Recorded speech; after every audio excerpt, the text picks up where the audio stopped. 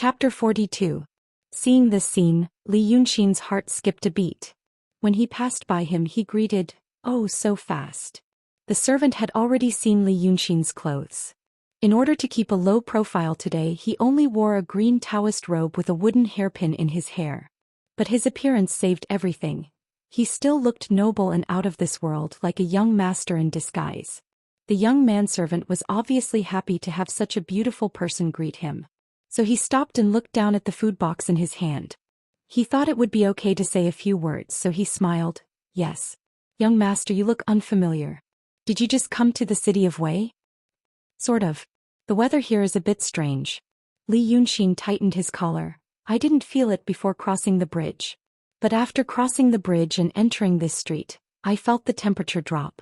When he said this, the servant was standing in front of the faceless ghosts who were staring at him. One of them was almost as heavy as him. The servant frowned. You are right. I was just saying there was something evil about this street today. When I came out of the mansion and entered this street I felt cold. Now my God, isn't it the spring chill? The cold wind is blowing into my neck." You are from the mansion. From the magistrate's mansion?" Li Yunxin's eyes brightened and asked with interest. "Hey, I am a third-class servant." The servant smiled reservedly and then seemed to realize that this young master probably didn't know what third-class servant meant. So he explained, "It is quite comfortable. There is silver every new year. After a year of frugality I can have 20 taels of silver. After a few years of saving I can buy a few acres of land in my hometown, then, well." Speaking of this, he felt that this young master was probably not interested in these things, so he stopped talking. Unexpectedly, Li Yunxin stood up straight and leaned forward slightly as if he was very interested. "This is really good. Little brother, you've found yourself a good master. In my hometown it is not so good." He was good-looking. When he pretended to be kind, it made people feel like they were bathing in the spring breeze. Coupled with his previous professional experience, he was a master at conversing with people. In the end, the young man slapped the back of his head. The snacks in the food box had all gone cold. He quickly excused himself to Li Yunxin and trotted into the alley. Li Yunxin took another look at the house in the darkness and walked back with his hands behind his back. With the Yin spirit formation he didn't want to attract anyone's attention. Thus he could only obtain information through a few words. After a round of questioning, coupled with his own deductions and analysis, he had a rough idea of what was going on. His initial conjecture was correct. The Qiao family and Governor Li wanted Lao Dao's courtyard. Whether it was the Qiao family or the governor, they had no prejudice against Lu Laodao and himself. They just wanted money. Li Yunxin had long understood the thoughts of the three Qiao family members. Lao Dao's real estate was indeed a huge fortune for them. Besides, the old man had no children. He was just a strange young man, so he didn't take him seriously. As for Governor Li, at first he didn't understand why such an official would give up so many ways to make money, but had to take the risk of arousing public resentment and tarnishing his own reputation to conspire for a real estate under his rule. At this time he roughly figured it out. Governor Li seemed to have offended someone. A very powerful person. A person who could threaten his life. Prefectural Magistrate Li spent all his wealth and begged the masters of Taoism and sword sect in the city of Wei to make such a nether spirit formation to protect his house. The manservant named Zhe also felt that the street was chilly tonight. It could be seen that this big formation was indeed newly built. Governor Li was short of money and he was not an upright official. The Qiao family gave her a good thing and bullied a destitute old Taoist. Li Yunxin felt that she would probably do this if she was in the position of prefectural magistrate Li. Thinking of this, he let out a sigh of relief. Originally he was so concerned because he was afraid that there were other secrets. For example, he was targeted by someone. Now it seemed that he was just unlucky to be involved in it. It couldn't be said like this. Maybe it was someone else who was unlucky. He walked all the way back to the temple and his thoughts were almost sorted out. He pushed the door closed and went into the backyard. When he entered the main room he found that the table was already filled with food. Thin slices of beef with soy sauce were placed in the center. The meat was almost transparent and the sauce on the meat was soft and fragrant. Around it was a plate of crispy peanuts which were yellow and plump, a plate of stir-fried pork with hibiscus, with jade-colored hibiscus slices and red and green peppers, a plate of spicy chicken with bamboo shoots. The chicken was cooked in the pot and then it was scooped up when it was tender. It was served with bamboo shoots picked in the spring morning, which was fragrant and sweet. Next to the 4 dishes there was a small silver wine pot. Li Yunxin was happy at first sight. Wasn't this the one that Lu Laodao treasured the most? Usually he was afraid of knocking it out when he took it out. This Laodao really doted on his old friend. Li Yunxin sat at the table and picked up a few peanuts with his chopsticks. The more he chewed, the more fragrant it became. Then he picked up a piece of bamboo shoots to eat. When his mouth had a little taste, he went to eat the beef with soy sauce. After a few mouthfuls, he poured a glass of wine and sent it into his mouth. The wine was not strong and it was long and refreshing when it entered his throat. When it reached his stomach, it was warm and harmonious. It really dispelled the tiredness of the day. He drank another glass of wine before he saw Lu Laodao coming in from outside the door. He observed his expression, wanting to say something but hesitating. Li Yunxin found it funny. Lu Laodao was an old man, but in front of a kid like him he behaved like a kid. He raised his chin and asked, "Have you eaten?"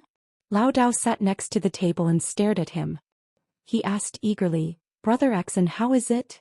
Li Yunxin told him about this matter in detail. But Laodao was obviously more concerned about something else. "My old friend. If Governor Li is determined to do this, no one can save him." Li Yunxin put down his chopsticks and looked at Laodao seriously. "No one can persuade him. Because this matter will be related to his family's life.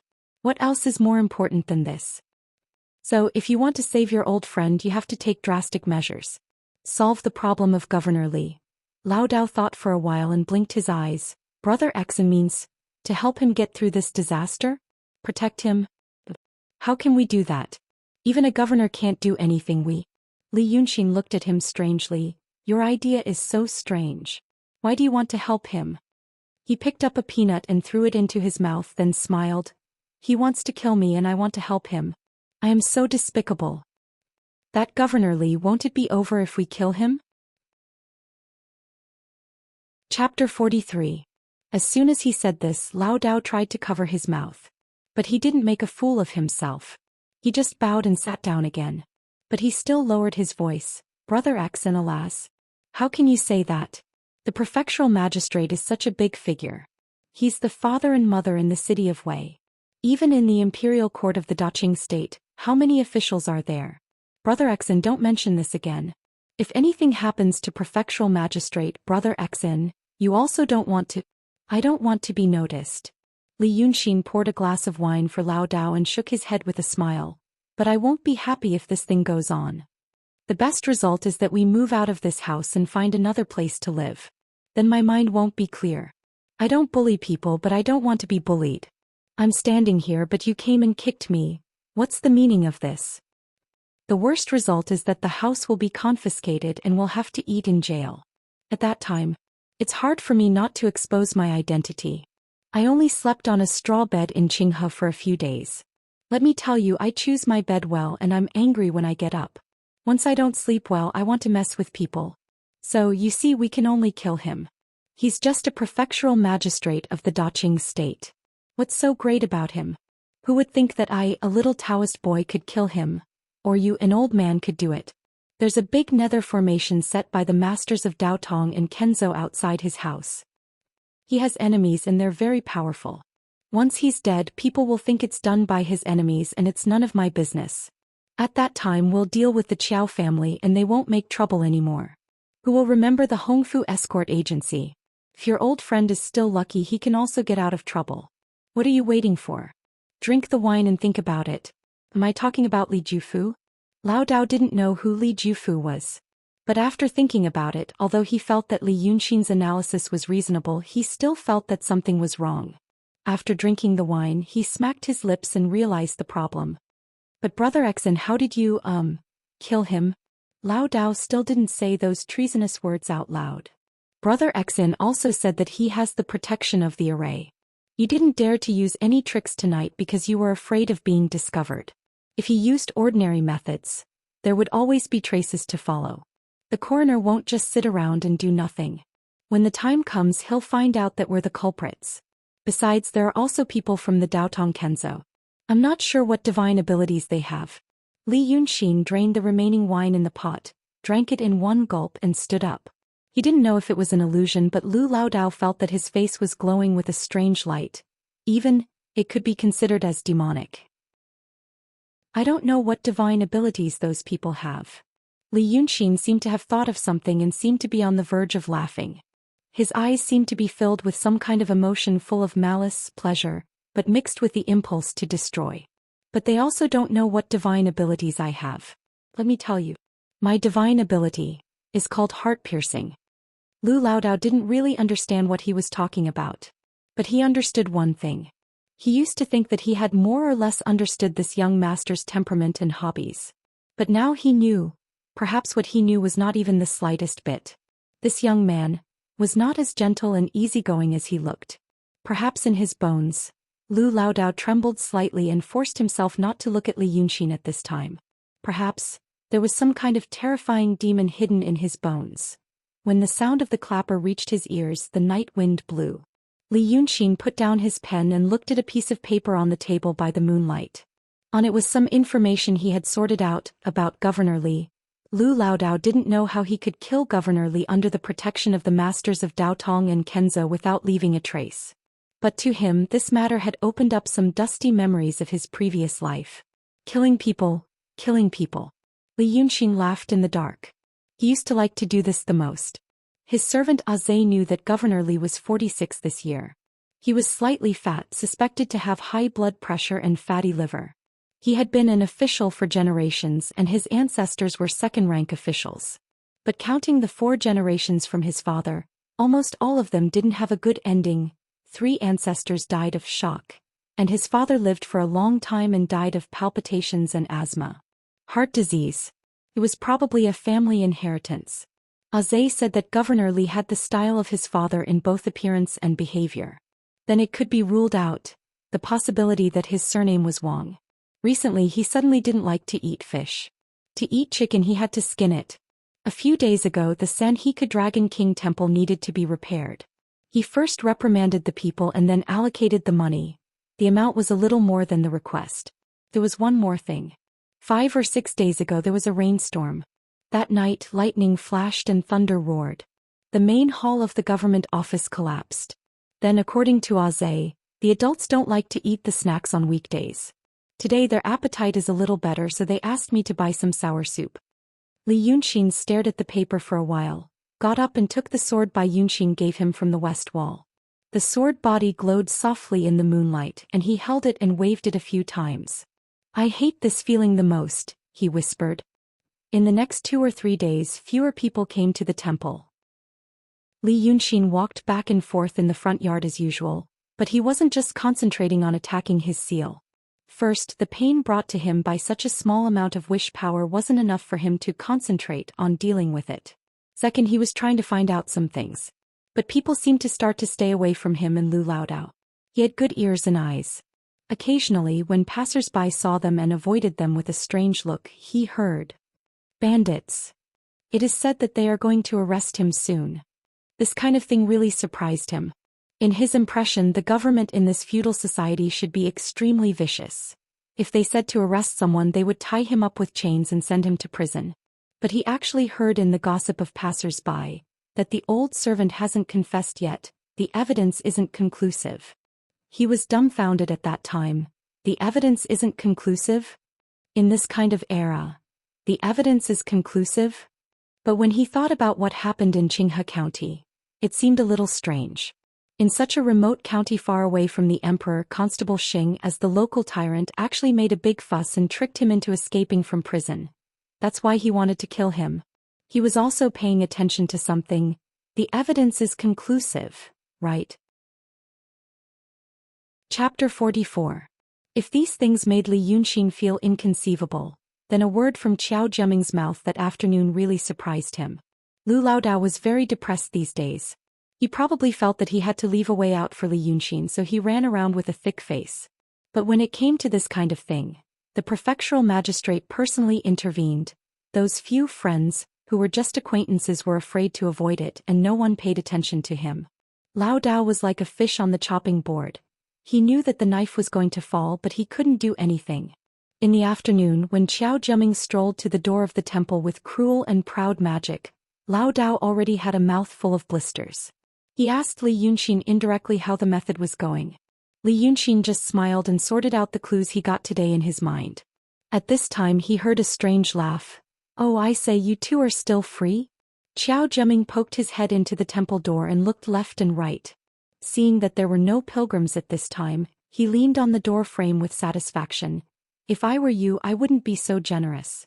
I would have surrendered long ago. Maybe the prefectural magistrate would be soft-hearted and sentence me to exile instead of beheading, then I could live a few more days." Li Yunxin put his hands in his sleeves, walked to him and stood still.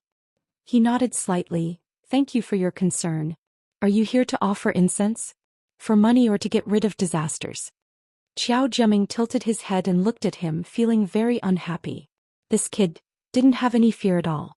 He changed his face and approached Li Yunxin, saying fiercely, "Don't be silly, kid. Do you think you still have a way to live? Let me tell you, it's me who used money. I want you to die. You and that old thing, neither of you can live." Li Yunxin tilted her face slightly to avoid his saliva. Without the slightest sincerity she said, "Oh, that's right. I'm so scared. But look at you, you're so easily agitated. How did you manage to survive until now? I heard that in the past few years, you swindled people on the streets and caused a lot of illnesses. Why didn't anyone find you to settle the score?" Qiao Jiaming's face darkened and he wanted to curse out loud. But on second thought he was going to die in a few days anyway, so he suppressed his anger and smiled. "Hey, you're worried about me? Back then, Grandpa." Unfortunately, he was still no match for Li Yunxin when it came to arguing. After talking back and forth for nearly half an hour, Qiao Jiaming finally couldn't hold back and wanted to make a move. But when he thought of Li Yunxin's methods last time, he didn't dare to make a move. At this time he regretted coming here. He had a belly full of evil fire, but he couldn't vent it. He had no choice but to spit a few times at the entrance of the temple. He spat until his mouth was dry and his tongue was dry. Only then did he bitterly say to himself, "Just you wait, spit. You're such a high-ranking official, humph. Why do you have to talk about procedural justice? Bah. What the hell is that?" After he left, Lu Laodao looked at Li Yunxin dumbfoundedly. "Brother Xe." It was the first time to see Li Yunxin like this, quarreling with a hooligan. He was really like a young man who didn't have any schemes and was annoyed. But Li Yunxin had calmed down again. He closed his eyes and thought for a while, then smiled at him. Somehow Lu Laodao suddenly felt that from his smile, he saw some cruel meaning. He really didn't know if it was his illusion. In fact, Li Yunxin was reading a word in his mind: procedural justice. How could this word appear in this world? That senior was more interesting than he originally thought.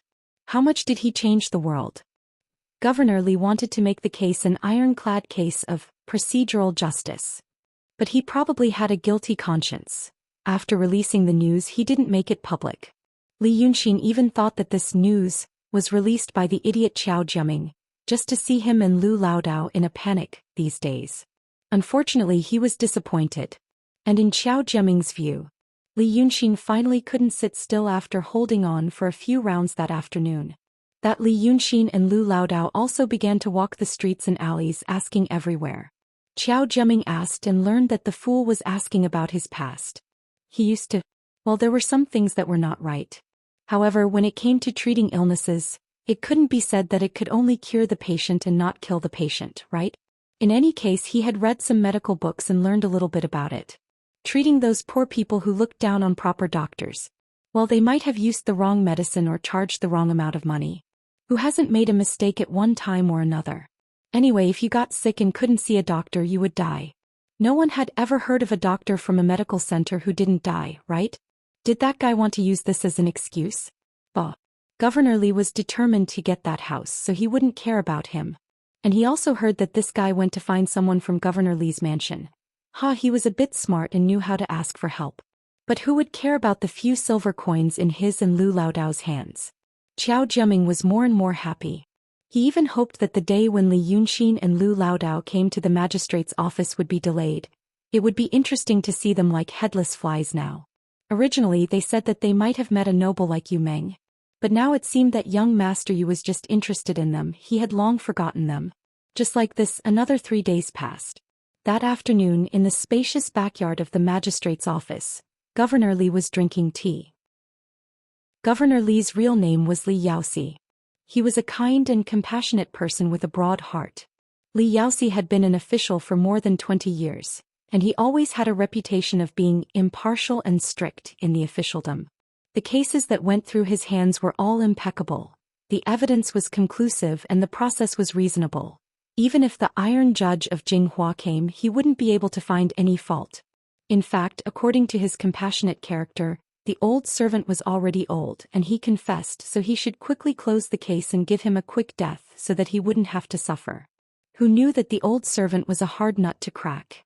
Both of his legs had been crippled, but he still didn't want to let go. Ordinarily, it would have been better to free him earlier and make up a statement. But the Iron Judge was going to patrol the city of Wei soon, so he had to be more careful. Thinking of this, he felt annoyed. In fact, he shouldn't be so annoyed. His chest was beating rapidly and he was flustered. Everything he saw made him feel annoyed and anxious, but he couldn't tell what was wrong. His usually quick-witted servant, Aze, was not pleasing to his eyes these days. Speaking of filial piety, he did have it. But these days he always did bad things. A few days ago he said that he found a piece of wood left from the last lightning strike in the yard. He said it was lightning-struck wood, which could ward off evil spirits, and presented it like a treasure. But when he thought of what happened that night, he felt his heart beating rapidly, so he scolded him immediately. In the afternoon he said that he saw the master was annoyed, so he told me some anecdotes, and told him about the Dragon King temple at the mouth of the Sanjiangkou, and was scolded again. Later he became timid and aggrieved and stopped talking. But his expression, appearance and walking posture. He reprimanded him again. Something was wrong. Something was wrong, but he just couldn't tell. Li Yaoxi put the teacup in his hand heavily on the table, and felt that it was time to end this case. Maybe because of this case, he always felt uncomfortable. Chapter 45. Magistrate Li made a decision. Being reprimanded by him, Aze felt bad. Once he felt bad, he thought of that young master. In the past few days he became good friends with that young master. That young master Li should be a rich and idle person, and a very gentle and kind one at that. After meeting him that night, he met him again the next day. He thought that the young master would be proud of his identity and not talk to a servant like him. Unexpectedly, the young master greeted him warmly, which made him feel touched for a long time. But talking to this young master Li made him feel really comfortable. It was obviously just a casual chat, just polite words, but when it came from his mouth, it seemed to have a rhythmic charm. It made him feel as if his heart was soaked in warm water. For so many years he had never had this kind of experience. So he opened his heart and told him all his troubles. He told him about his troubles and the trivial things of daily life. What the young master ate, what he drank, what he used today, he told him everything. Forget it, he was embarrassed, saying that he was not talking about these things, that he was not interested. But that young master only smiled warmly and shook his head, saying that between friends, it was not about these trivial things. Being friends. Young Master Li regarded him as a friend. With such feelings, Aze went out of the small door from the backyard, turned into a small alley and saw that young Master Li standing under a willow tree. He held a folding fan in his hand, gently patting it in his palm. The fan and palm made a sound as if knocking on Aze's heart. As he listened, his footsteps unconsciously synchronized with the knocking sound. He didn't even realize it. Recently he had to see each other every day right here under this willow tree, the two of them. Sometimes, there would occasionally be a flash of thought passing through his mind. I feel like I'm possessed. But such a thought was quickly ignored. He would still come to see this young Master Li. How is your young master's condition today? Young Master Li asked him. Still irritated. Aze said, recently the young master is irritated when he sees me. There was some grievance in his words. After feeling wronged for a while, he raised his head. Young master, do you have anything to teach me? Young Master Li Yunshin smiled. He lowered his voice slightly. When you go back today, tell your lord when he's having his meal. Tell him, are you satisfied with the taste? Sometimes, Aze felt that some of young Master Li's words were a bit strange. However, he just couldn't tell what was strange about it. What was even stranger was that he had only said it once and he had already learned it. When he learned to speak to adults, he could not help saying the same thing. But she always thought, Young Master Li was such a beautiful man. She sounded like him, so it must be a good thing. At this time, young Master Li tapped his palm with his folding fan and said in a low voice, "Go." Azay turned around as if he was sleepwalking. Satisfied, he walked back with strange steps. Seeing him disappear around the corner, Li Yunxin took a few steps back, leaned against the willow tree and let out a heavy sigh. Very tired. But it was very exciting. Trying to do this for the first time, to hint and guide a person and then through him, to do what he should have done himself, was like controlling a puppet's arm through some kind of remote control, and through the puppet's arm he manipulated another person to complete a meticulously crafted painting. He wanted to try this kind of thing in his previous life, but he never had such a good opportunity.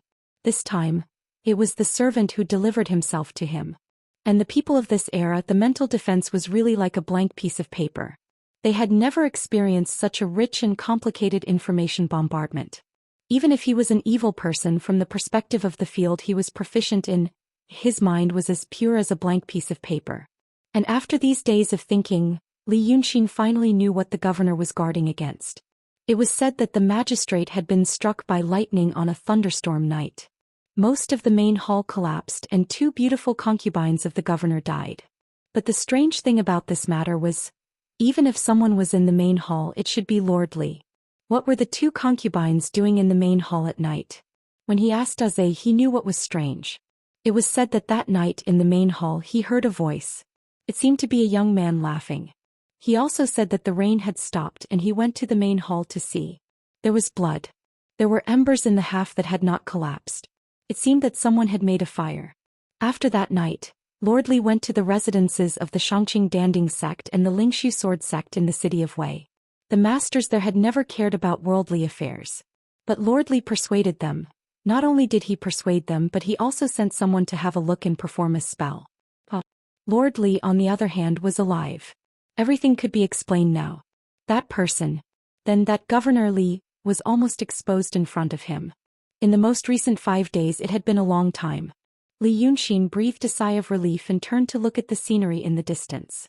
The weather was good today, but the willow catkins began to float. His nose was a little itchy. So he waved the folding fan in front of him with one hand behind his back and the other gently fanning and walked along the road. There was a tailor's shop on this road.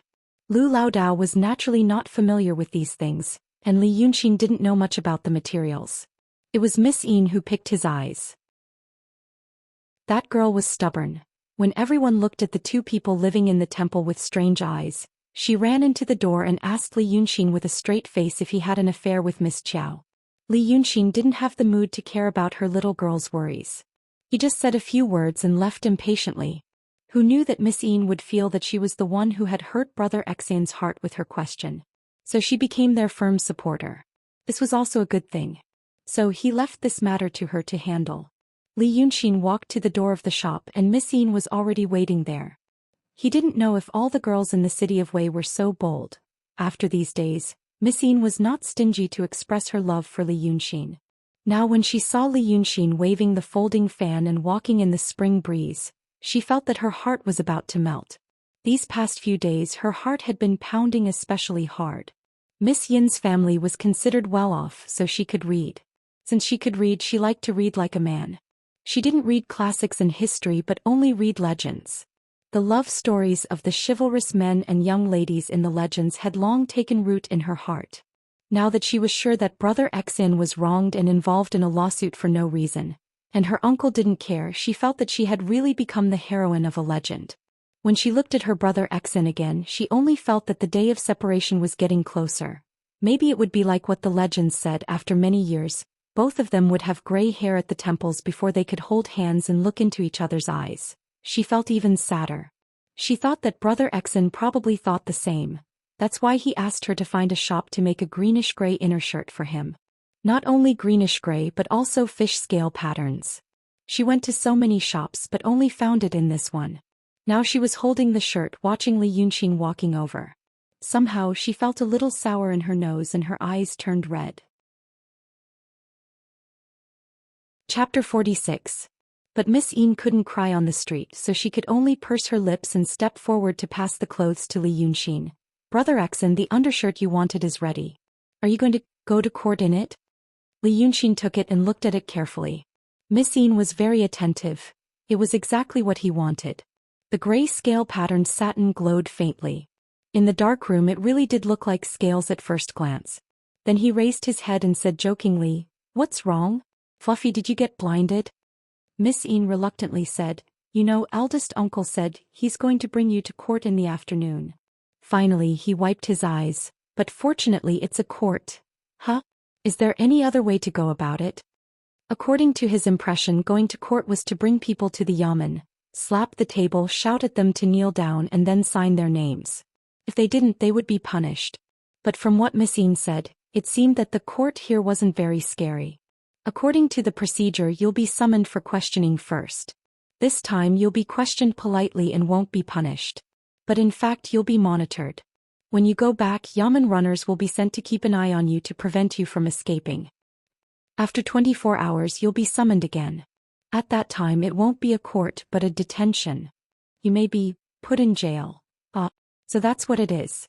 Miss Yin heard Li Yunxin say this in a low voice. Then she found that the face of her young lover actually showed a relaxed and surprised expression, as if he was very happy to know that court was actually like this. But he still had to be detained. She couldn't figure out what Brother Xian was thinking. She only felt that he was pretending to be relaxed for her to see. Her heart hurt even more. She felt that all the sorrows of the world were concentrated on her. Even the sunshine revealed a sense of desolation. Then she turned around and looked into the shop. A man dressed in black walked out. The constables of the Daqing state were all dressed in black, but the constables had a peacock feather on the left side of their official hats. This was a constable. The newcomer's footsteps were fast, but it was a kind of habitual speed. Mustache, fair skin. He was neither fat nor thin and his limbs were long and slender. He looked like a good fighter. The constable stood still beside Miss Yin. He narrowed his eyes and sized up Li Yunxin. He was nearsighted. Miss Yin was about to introduce him to Li Yunxin when the latter smiled and cupped his hands in greeting. "Mr. Yin? You must be Mr. Yin. Miss Yin's uncle?" "Oh." The constable's eyes revealed a hint of surprise. When he first met Li Yunxin, he didn't think that this young man was outstanding except for his beauty and bearing. He was a constable of a mansion, so he had met many more people than his niece. However, he didn't expect the other party to be so calm even after knowing his identity. It was rare. This young man seemed to be quite smart. Things had been going on for so many days, it was impossible for him not to know what was waiting for him. After seeing him, he must have panicked in his heart. However, he did not show it on his face. Instead, he behaved in such a manner. He was also a young man who could achieve great things. As long as he trained a little more, he would be able to overcome the next hurdle. As the most respected person in the Yin family, Yin Pingji actually cared a lot about his niece. He was also one of the rare open-minded people in this era. He didn't have many goals in his career. He understood the principle that the tallest tree in the forest would be destroyed by the wind. Therefore, he only hoped that his family would be prosperous and stable.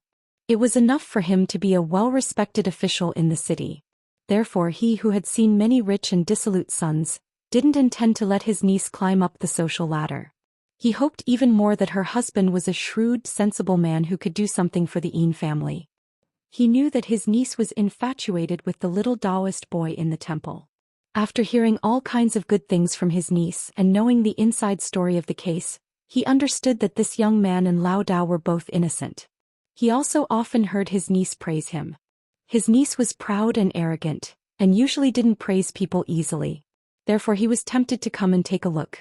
In his opinion, if a Taoist child was smart and had a decent appearance and he gave him some pointers to help him get through this calamity, then he would definitely be grateful and seek to repay the favor. Now that he saw this young man, he realized that his niece had good taste. He was tempted, but he still had the bearing of an officer and an elder. He only nodded slightly as a return of greeting. He looked at Li Yunxin expressionlessly and walked forward. He said, "I don't deserve to be called a teacher. You can follow me. We'll talk as we walk." Li Yunxin looked at Miss Yin. Seeing her winking at him, he understood what was going on. She was really infatuated with him. She even asked her uncle to teach him. He smiled faintly at Miss Yin and followed her. He was half a step behind. Yin Pingji smiled in his heart. He put his hands behind his back and said, I've already sent someone to invite Lu Laodao. The prefectural magistrate isn't in a good mood today, so he's planning to go to court today. Do you know why he's in a bad mood? Li Yunxin thought for a moment. Because Meng Ao won't let go? Chuao is right. You're a smart kid. Yin Pingji made a slight smile on his face. He wanted to express his goodwill and praise, but also not make the other party lose their respect for him. Because of Xuerao, I'm here to give you some advice. You and I both understand this, so I won't say much. But in this world you need to know how to take advantage of the situation. You're still young, so you might not understand what I'm saying. But remember, it'll be good for you. As for today, no matter what you think, it's like this. Maybe you feel wronged, but you need to know how to take advantage of the situation. After he finished speaking, he looked at Li Yunxin. He found that the young man was following him step by step, and the expression on his face was still indifferent. He was slightly disappointed. This young man didn't understand? Forget it. He's still a kid after all. He continued, you know that if Meng Ao doesn't let go, officially we'll be in a difficult position. But no matter how difficult it is, he's still the prefectural magistrate and there are ways to do it. The only difference is whether it looks good or not. Since Xuerao is interested in you and asked me to come, I'll point you away. When you get to court, admit your crime and push the blame to Laodao. Just say that you were forced. You're still a young man. If you do this well, officially we'll know your intentions. With my mediation you can also be exempted from punishment. In the future, when you have nowhere to go, come and help me. You're a good young man, but you're learning some mysterious things from Laodao. After he finished speaking, he looked at Li Yunxin and found that the other's face showed a, so that's how it is, expression. He let out a sigh of relief in his heart, telling him this was also for official Li's sake. He completed this task and only missed a young man who would care. Seeing that the young man was tactful, his mood became better. He said, in the future when you work under me, remember what happened today. Take advantage of the situation. Since Xuerao likes you and I see that you're a promising person, I'll at least let you live a life of luxury in the future.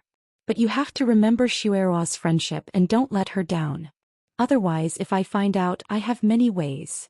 At this point he was interrupted by Li Yunxin. Mr. Yin. He was about to say that there was no need to call him Mr. He was just a martial artist, but he heard the young man say, Mr. Yin, your logic is wrong. To be reasonable, if I push the matter to that old man, my character is definitely not good. Then my character is not good. How can you guarantee that I won't let Miss Yin down in the future? At this time the two had already walked for a while.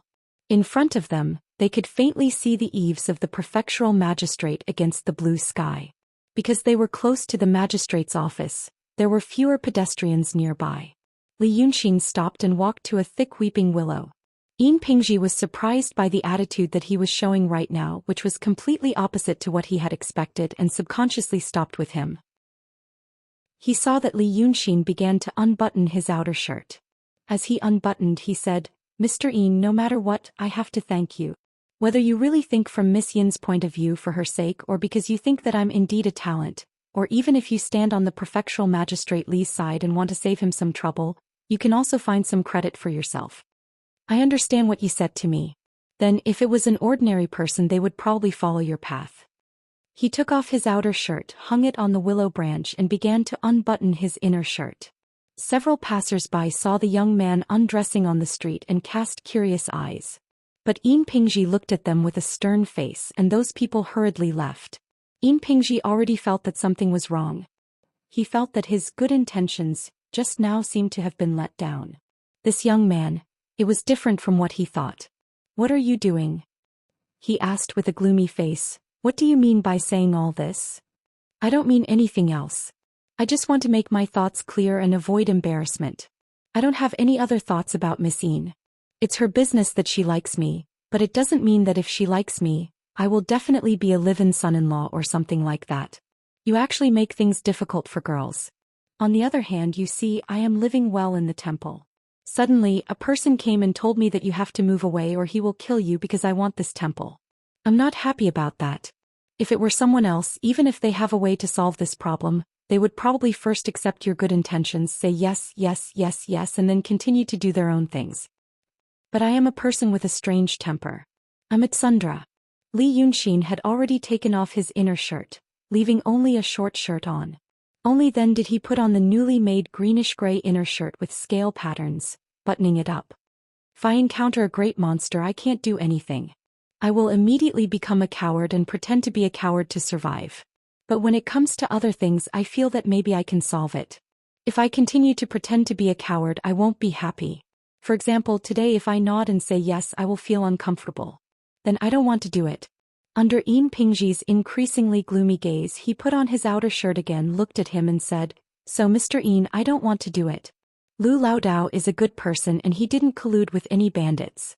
That's all I can say." Yin Pingji stared at him for a while, then suddenly sneered, "Do you think I don't know who you are? Maybe I can solve it? You, Li Yunxin, formerly known as Li Xiao, are from the Yi nation. Both your parents are dead. Since the age of 7 you have been a Taoist apprentice and know a few tricks. I've already sent people to investigate you. Do you think that with your little tricks you can maybe solve this matter?" Yin Pingji snorted coldly. "Do you not understand the situation? The masters of Daotong and Kenzhou have already set up restrictions in the magistrate's office. Not to mention you, even those crooked masters of yours won't be able to do anything once they enter the magistrate's office. I've tried to persuade you but you won't listen. Xueruo, do you really think that I want her to marry you? If I want to see, what can you, a kid who doesn't know how to appreciate favors, do?" Li Yunxin was stunned. Li Xiao. Yi nation? What the hell? He could understand if he went to investigate himself. But with such a result as a public official, the other party was so sure. What was going on? But in Yin Pingji's eyes, his stupor was the stupor of having his identity exposed. He sneered again, deliberately mystifying. "Did Xueruo make these clothes for you? I don't know what you're planning, but this time you've entered the magistrate's office, don't think of coming out again. Leave this undershirt for the grave. Go." Li Yunxin didn't say a word, in front of him as if he was being escorted away. Right now he wasn't in the mood to care about other things, he was only thinking, what's going on with that identity? Someone is helping me. Who? But after thinking for a while he temporarily put this thought aside. No matter what, he had to figure out what to do next. After a quarter of an hour he turned into the street of the magistrate's office. In the daytime the sun was shining brightly. The faceless ghosts were a little dispirited, but they were still there. He passed through them without any reaction. It was as if he didn't exist. Li Yunxin wasn't sure if it was because his spirit was special. That night when the 9th young master looked at his fortune, he said he was interesting, while Bai Yunxin said he was fragrant. Most likely, it was because of his unique identity. But he did feel the prohibition. It was set up by Daotong and Kenzhou disciples, and it cost almost all of Prefectural Magistrate Li's property. Comparing the prohibition in his body to the one here, it was like comparing a small sampan to an aircraft carrier. Yin Pingji was a layman, so he didn't understand. He only heard that when the masters cast spells, evil spirits couldn't cast spells. That was right. But today he didn't come to show off any spells. He came to show off his skills. Chapter 47. It was the first time for Li Yunxin to enter the magistrate's office. Fortunately, this magistrate's office did look like a magistrate's office, and there were no accidents that surprised him. Stepping into the high threshold, he saw the front yard. The terrazzo tiles covered the ground without a trace of dust. When he looked up, he could see the main hall with the open door. With his good eyesight, he had already seen the magistrate sitting behind the platform. In the main hall, 2 rows of bailiffs were holding water and fire rods, squinting at the door. Lu Laodao had arrived. Perhaps it was because he felt guilty when he sent someone to invite him. He panicked and wanted to run away, so his outer robe was torn. Right now he was covering the tear with one hand, looking like Shizi holding the heart. But his face was sad and distressed. He lowered his head and secretly glanced at the 2 people next to the magistrate. There were 2 Taoists next to the magistrate. One looked like he was in his 40s, which meant he might be in his 60s. Because cultivators were supposed to look younger than ordinary people. This person was wearing a Taoist robe which was made of white satin, and he held a horsetail whisk in his hand. The other person seemed to be in his early 20s, wearing a coarse Taoist robe, and his hand was empty. This Taoist robe, Li Yunxin found it familiar.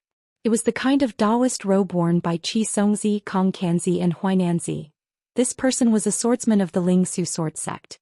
Then the one holding the horsetail whisk was the Taoist of the Shangqing Danding sect. Magistrate Li was scared out of his wits. Li Yunxin had heard about these two people from Aze. The Taoist of the Shangqing Danding sect was called Tsong Yunzi. The Taoist of the Ling Su sword sect was called Pun Nanzi. The two people guarded Li Yaoxi for 4 hours a day and the fee was 100 taels.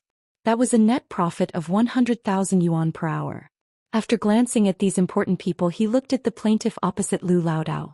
Oh, the victim here. The Qiaos stood by the door and so did Qiao Jiaming. The three people whispered to each other and no one knew what they were talking about.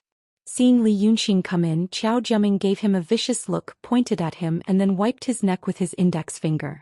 Crazy. Once he was done, Yin Pingji took a step forward and said in a low voice, "Once you enter the yamen, it will be hard to get out. Think carefully about what you're going to say after seeing this. Don't be stupid."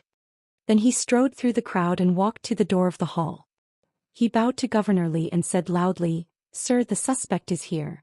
Li Yaoxi frowned slightly and carefully looked at the people at the door. He sighed imperceptibly and said, "Bring them in." The lecture hall opened. "Those outside, guard the door well. You are allowed to listen, watch and not make any noise. Otherwise you will be fined 1 silver tael per person." Li Yunxin was slightly stunned. He turned his head and looked outside the gate. It was just like what was shown in the TV series. A group of people had gathered outside and were looking around. His sharp eyes saw that Miss Yin was also among them, but he couldn't see her expression clearly. The governor gave the order and everyone quieted down. He didn't know the rules, but he knew to follow. The three people of the Qiao family crossed the threshold and entered the door with a relaxed look. He also walked to Lu Laodao, pulled his sleeve and motioned him to follow in. Laodao just realized that Li Yunxin had come. He hurriedly lowered his voice and said with a crying tone, "Brother X, and what should we do? Look at that." He glanced at the two cultivators beside Governor Li. Li Yunxin knew what he wanted to say. 2 cultivators of the Xianmen sect were present. Who dared to kill people? The old Taoist only knew that he had been preparing for the past few days, but he really did not know how the unfathomable master in his heart was preparing. As far as he was concerned, all the bizarre possibilities he could think of, Brother Xen probably couldn't do anything this time. If he had known, he would have escaped. Li Yunxin just smiled at him. Governor Li saw them whispering to each other, but he didn't care.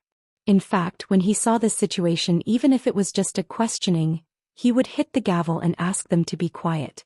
But today it was really boring. As it was boring. But this kind of boring was not the kind of boring that he didn't care about everything. But it was boring to be annoyed. Everything he looked at was annoying and everything he looked at made him shudder. He felt dazzled when he looked at the sunlight on the terrazzo floor outside the hall. The ground was so bright that it made him dizzy. He quickly turned his gaze. When he turned his gaze, it was dark in front of him. The hall was shady. But when he saw the dark corner in the hall, he suddenly felt a palpitation and inexplicably scared. He really didn't know what he was afraid of. Seeing the silk padded under the official seal, he was also annoyed. He still didn't know what he was annoyed about. He always felt that something was wrong. Always felt that there was something wrong. He was eager to find out what was wrong and solve it. But he couldn't catch it.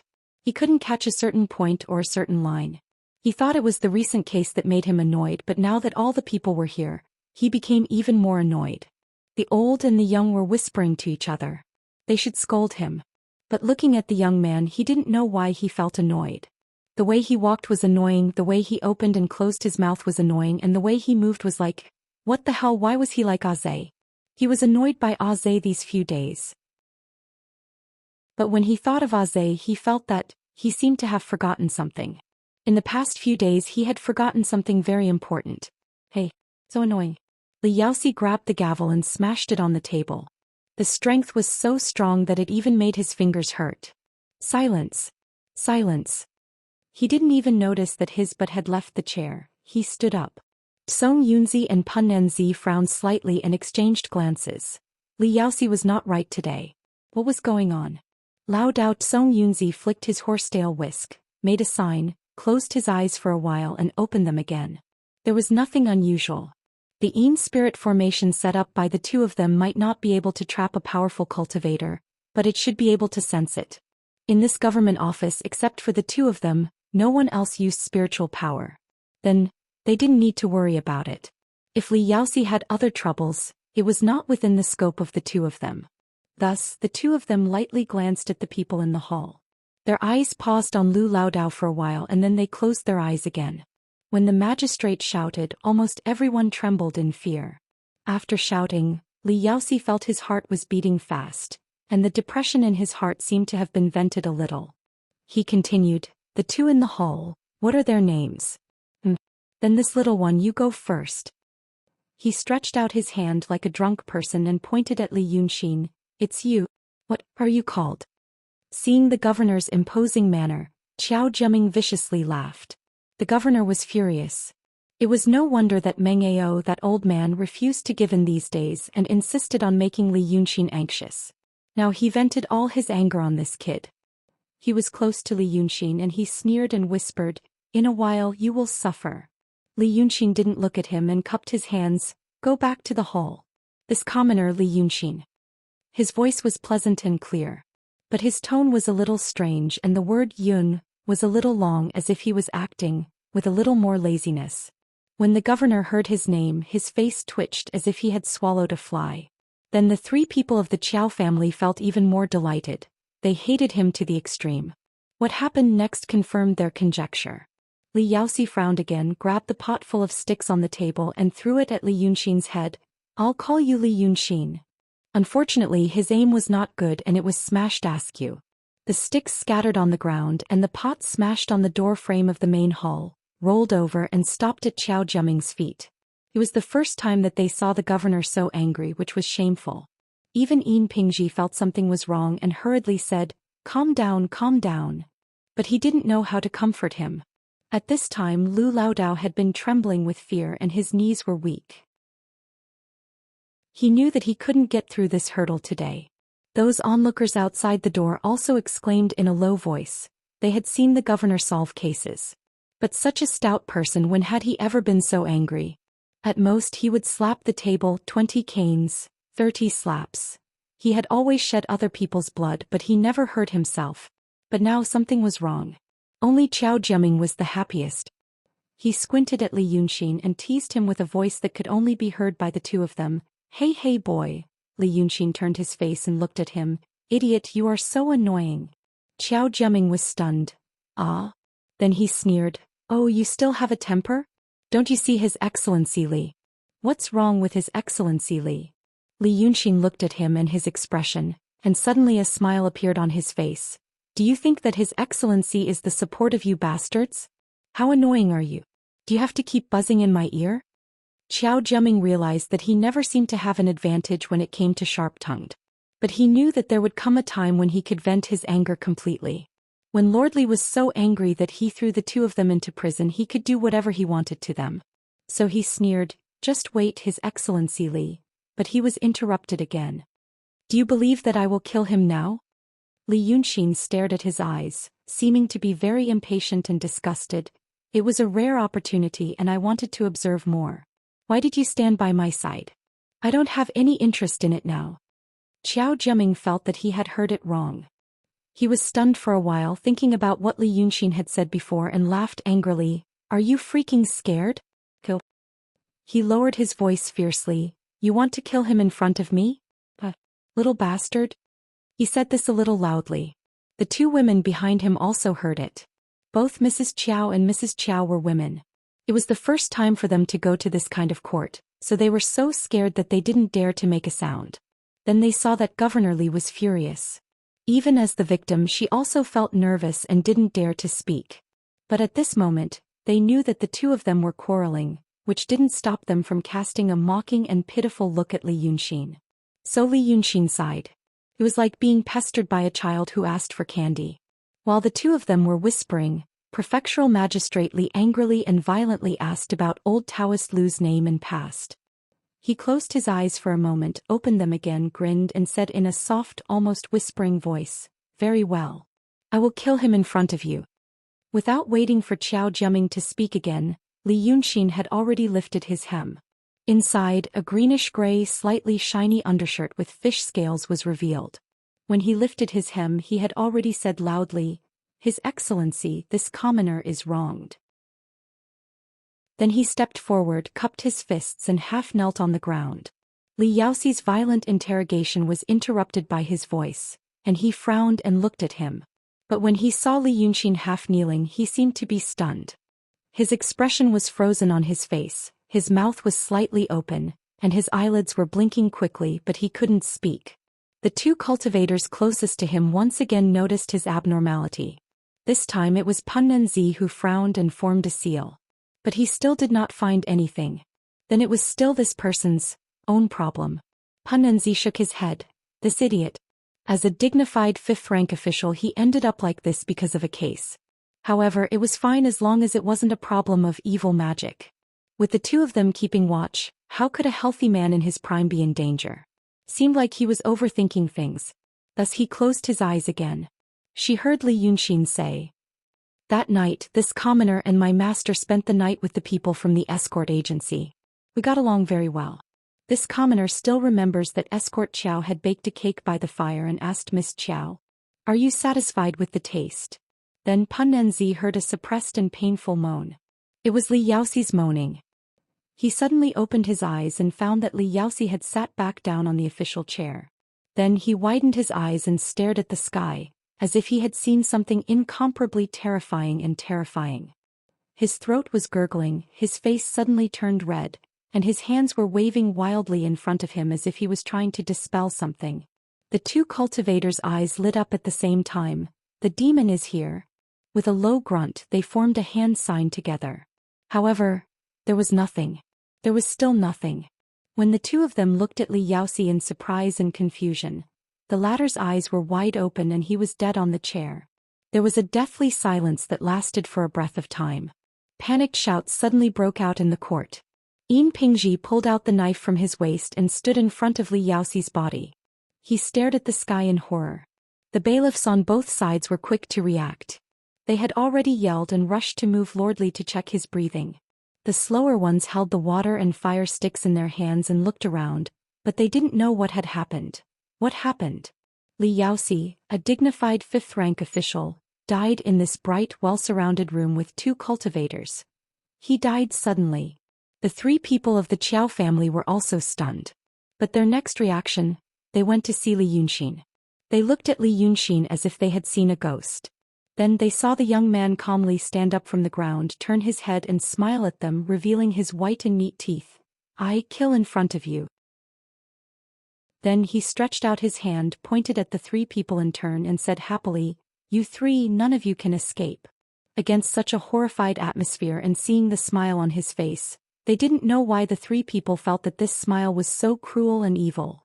Mrs. Qiao finally couldn't help but let out a shrill scream, flew back a few steps and pointed at Li Yunxin. "Ah, it's him. He's using magic. He killed the prefectural magistrate." The shrill female voice made people's ears hurt, and it didn't seem like it was going to stop. The Kenzo cultivator, Punenzi, was annoyed. He looked at the young man she was pointing at and suddenly waved his hand. Mrs. Qiao's body was like a doll as she slammed into the wall, leaving a bloody mark and no longer moving. How could he not be annoyed? How could he not be annoyed? The dignified cultivators of Daotong and Kenzo, two people, guarding the prefectural magistrate, setting up the great evil spirit formation. But now that monster killed someone in front of their eyes. They didn't know anything and they didn't know what to do. And they had to listen to that stupid woman point at a mortal and say that he killed someone.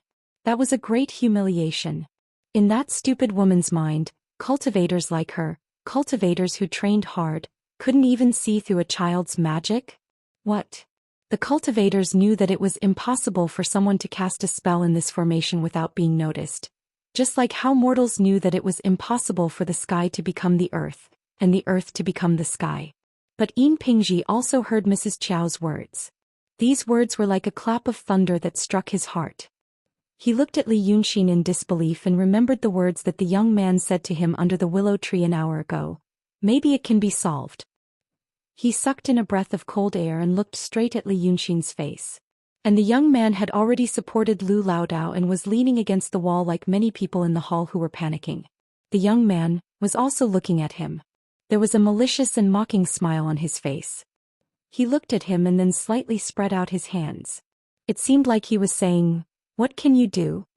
Yin Jiping moved his eyes away with difficulty and looked at Qiao Jiaming and Madame Qiao, who were too scared to make a sound and curled up on the ground, and Madame Qiao's corpse, which was oozing more and more blood. He seemed to get an electric shock and forced himself to look away. He didn't dare to look at Li Yunxin anymore. He couldn't. If he wanted to live, he couldn't say it. Even the two so-called masters didn't notice it. Look at what happened to Mrs. Qiao. It was not until this time that Lu Laodao held Li Yunxin's arm tightly and asked him with trembling lips, "Brother Exi, what on earth is going on?" Chapter 48. Li Yunxin only faintly smiled and said, "We'll talk about it later. We'll leave in a bit." In reality, after a while they left.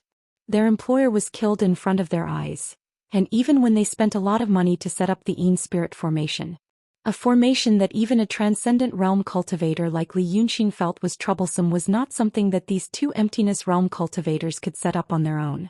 They had indeed asked their sect and friends for help. However, this did not mean that the two of them cared about Li Yaoxi. Instead, as a cultivator, taking on such a job was actually fighting against a great demon or enemy that might exist. It was fine if they didn't care or they could fool around. Most cultivators wouldn't take the death of a mortal to heart. However, their reputation would be ruined. Just like today, from now on, the impression these two would leave in the hearts of the cultivators of the world would be people who set up the Yin Spirit formation but didn't even notice who did it. Their reputation was terrible, not because they were cruel, sinister, or malicious, but because they were useless. Thus, when Tsong Yunzi looked at Qiao Liushir's corpse on the ground, he frowned. "You were a bit heavy-handed." Punnan-zi of the Spirit Void Sword sect had completely lost his patience. He could only use his spirit sense to search for traces of the enemy as he said, "I don't have the benevolence of your Shangqing sect. I already passed the killing tribulation." When his gaze swept past Yin Pingji, he scolded him, "Tell these people to scram.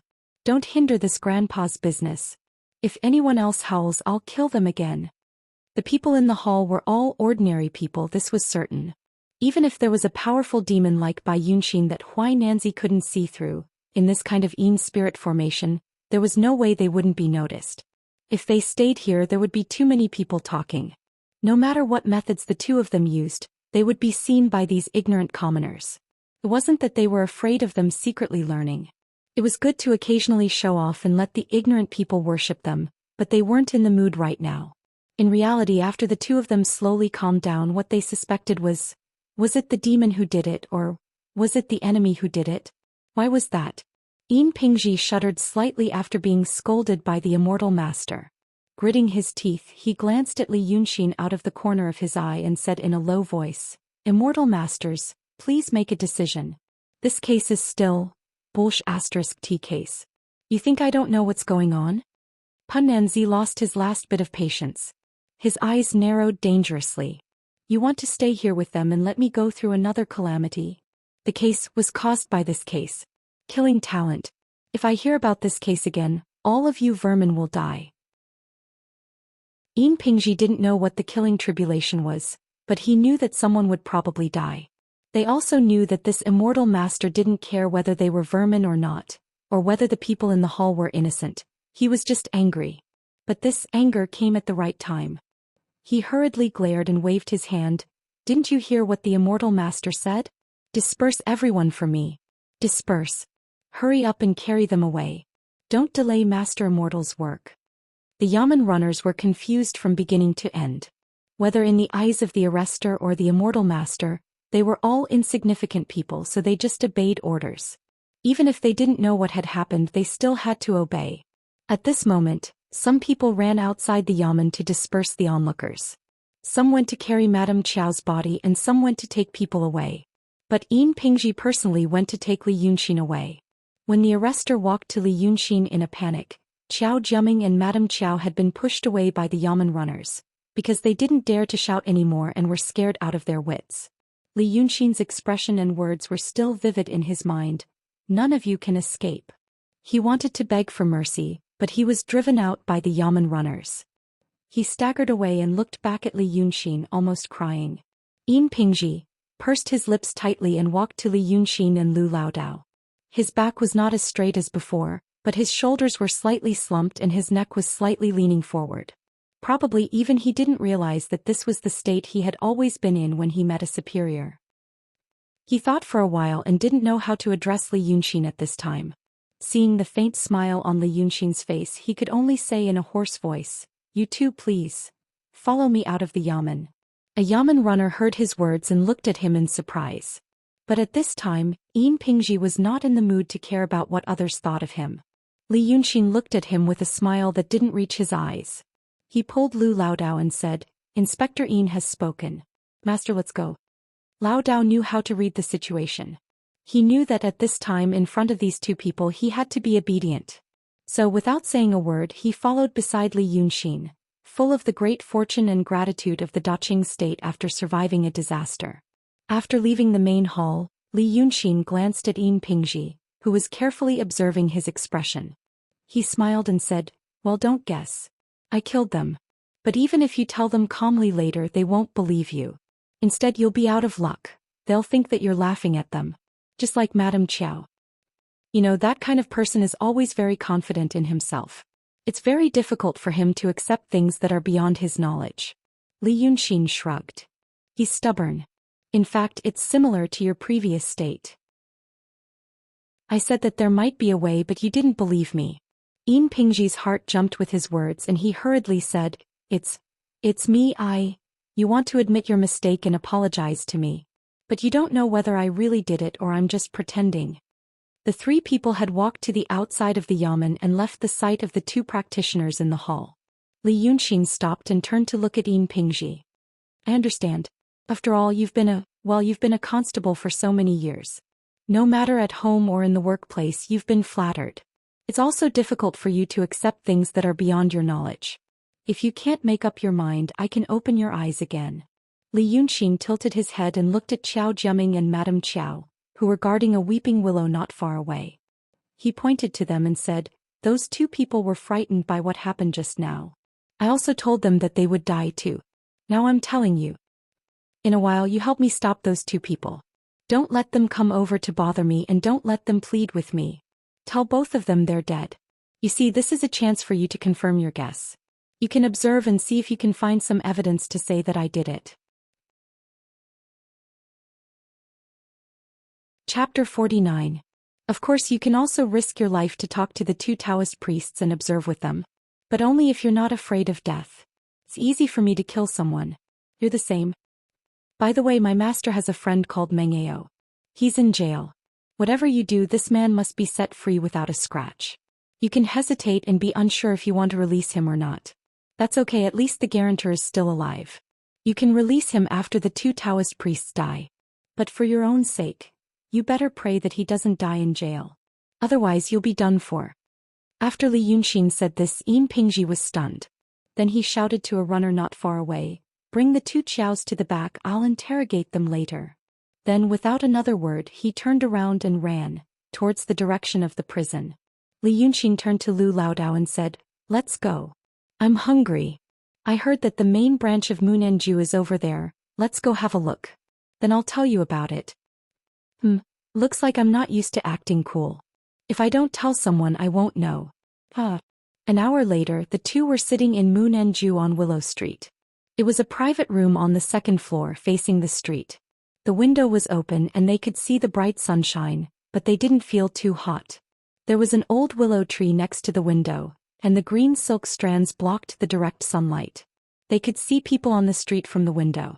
This was probably one of the busiest streets in Weiqing, with people coming and going. It couldn't be compared to the pedestrian streets of the future, but it was not much worse. Li Yunxin poured a glass of wine for Laodao. "Drink it. Calm down. When we get home, I'll buy a whip and let people know that I'm innocent." Laodao took the cup with trembling hands and drank it all in one breath. He took a deep breath and shook his head. "Brother Exon, did you really kill the prefectural magistrate?" Laodao loved to drink, but he couldn't hold his liquor well, so he still used a medium cup. After drinking this cup of Munan Chun, he felt much more relaxed and was not as scared as before. Carefully he asked another question, "But how did you kill him?" Li Yunxin twirled the wine cup in his hand. He stared blankly for a while before a smile appeared on his lips. "This is actually also an experiment." "Experiment?" "Yeah, it's a test." Li Yunxin took a sip of wine. "There's no need to make things so big. There are many ways to settle this. For example, it's not like I can't get money. If they want money, I can spend some effort to get it and give it to them. Then we can negotiate. Or I can do something to the Joneses to make them stop. But first, I'm not happy. You have to know that it's not easy to live. Being happy is the most important thing. My biggest taboo is to make myself suffer when there is a way to solve the problem. Second, it's for this experiment. I've never tried to kill people like this before. After the experiment is done, I have other things to solve." As he spoke, his voice gradually became lower. It was hard for Lu Laodao to listen attentively. Li Yunxin suddenly raised his head and drank all the wine. He slammed the table and said, "All right. I'll tell you. You have to know a concept first. I say, old Lu, do you know what consciousness is?" Lu Laodao immediately sat up straight and shook his head solemnly. His face became slightly excited. Li Yunxin knew that he thought that she was going to give him a lecture. But he only smiled and continued, "Consciousness is a person's thoughts. This is easy to understand. People like you probably don't know about consciousness or subconsciousness. Then listen to me slowly. Consciousness, you are thinking about what I said. You hear footsteps outside and you know that it might be the waiter coming to serve the dishes. These thoughts, the thoughts that you can perceive yourself, are all consciousness. But old Lu, why do you think that the waiter is coming to serve the dishes when you hear the footsteps? If you think about it carefully, it's because you know that this is Southern Wood Jew. You know that we ordered the dishes. After ordering the dishes after a long time, someone came and the dishes should be served. But the process from hearing the footsteps to the waiter is coming to serve the dishes was omitted by your consciousness. These omitted thoughts, you may think of them as your subconscious, your hidden consciousness. Another example is when you practice calligraphy and swordsmanship. When you first learn a word, you need to think about the next stroke and where to write it. When you first practice swordsmanship, you need to think about the next move. But as time passes and you become proficient, you won't think about how to write and you won't think about how to move. The subconsciousness completes the process for you. They exist, but you can't perceive them. Of course, what I said is the most direct and simplest example. It might not be that accurate. But you need to understand. Do you understand? Put the dishes here. And a pot of wine. Hurry and order the other dishes. It was Lao Dao's first time coming into contact with these concepts. He was a little surprised, very surprised that Brother Xian was talking about these and not the Tao of Immortals. But it was also the first time he thought about these issues. He was also surprised that Brother Xian had studied so thoroughly. He didn't know what Li Yunxin's intention was, but he still listened carefully. After pondering for a while, Li Yunxin drank another cup of wine and ate a few mouthfuls of food. He nodded. Brother Xian, I think I understand. Then I'll continue. You must have never seen an iceberg. Not many people in the Daqing state have seen one. An iceberg is a huge piece of ice as big as a mountain floating in the sea. But in fact, what's above the water surface is only about 1/10 of the whole piece of ice. The rest, more hidden under the water surface, you can't see it. A person's consciousness and subconsciousness are almost like this. What you can perceive is only a very small part. Most of the things you hear and see every day, the things you think about, the things you think you don't care about, are still in your subconsciousness.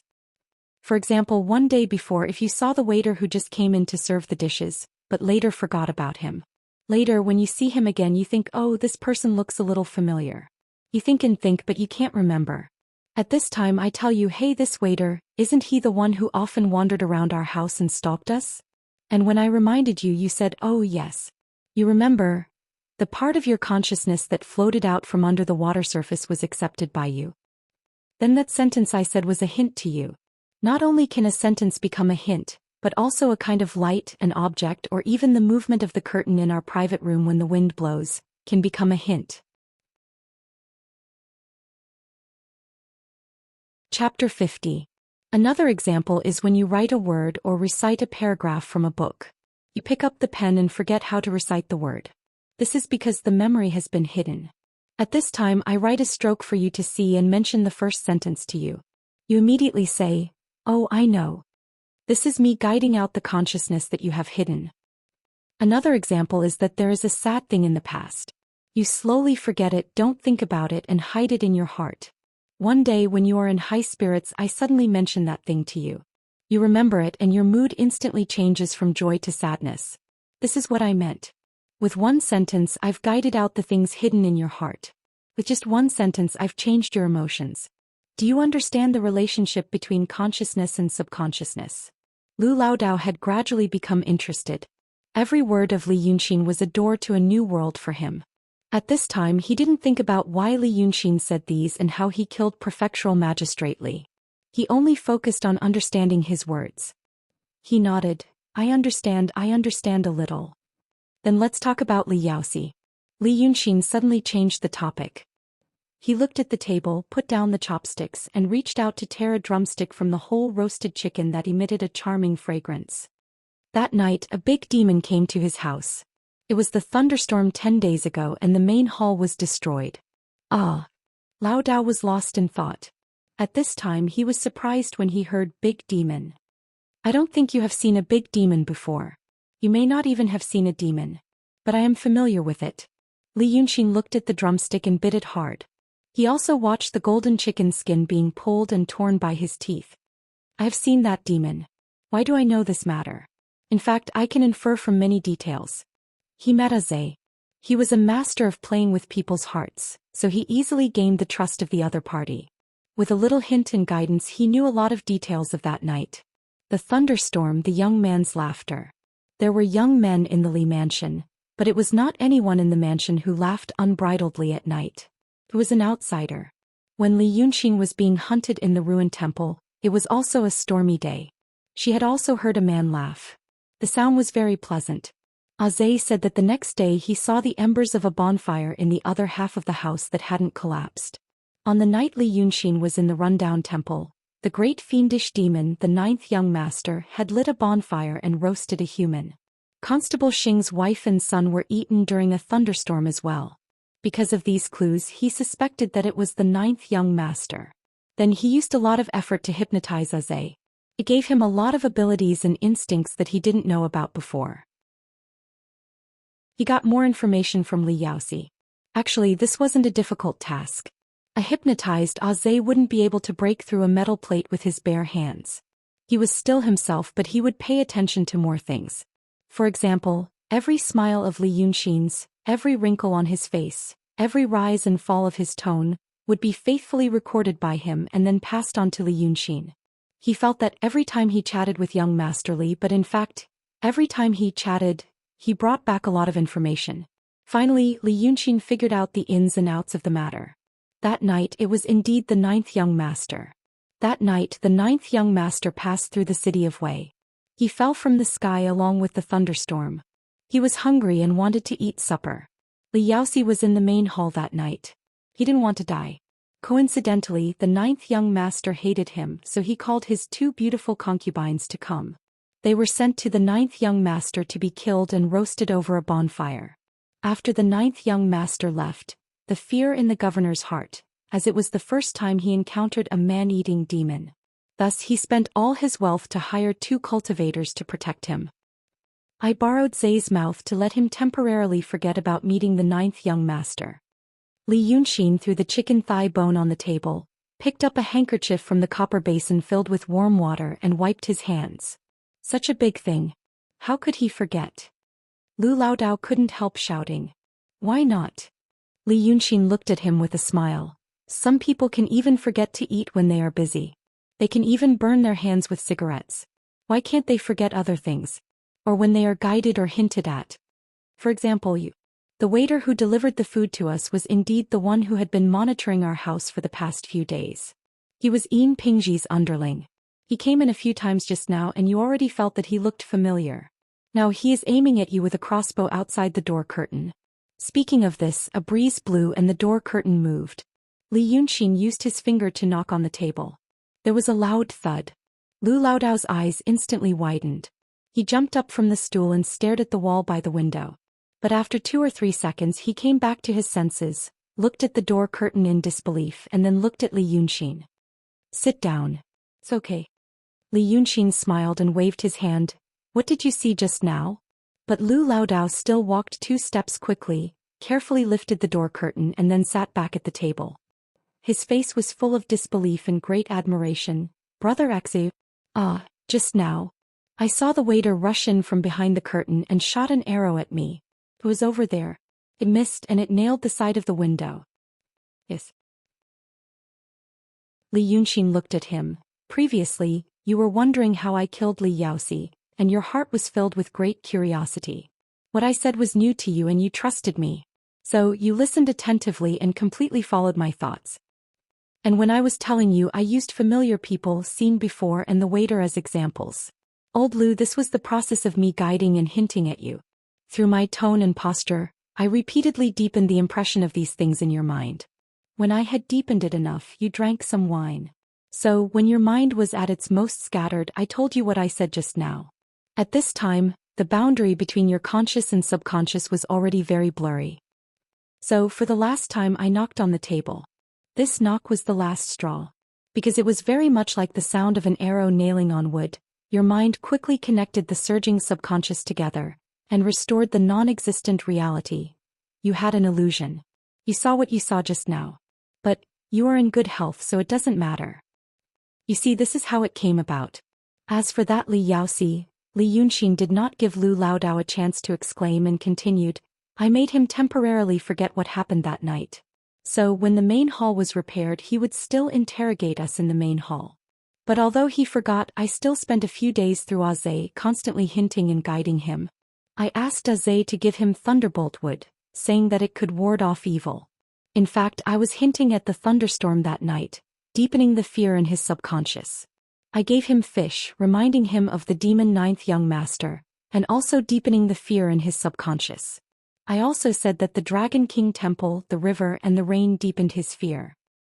I made him be constantly guided and hinted at by me, just for the day when I went to court.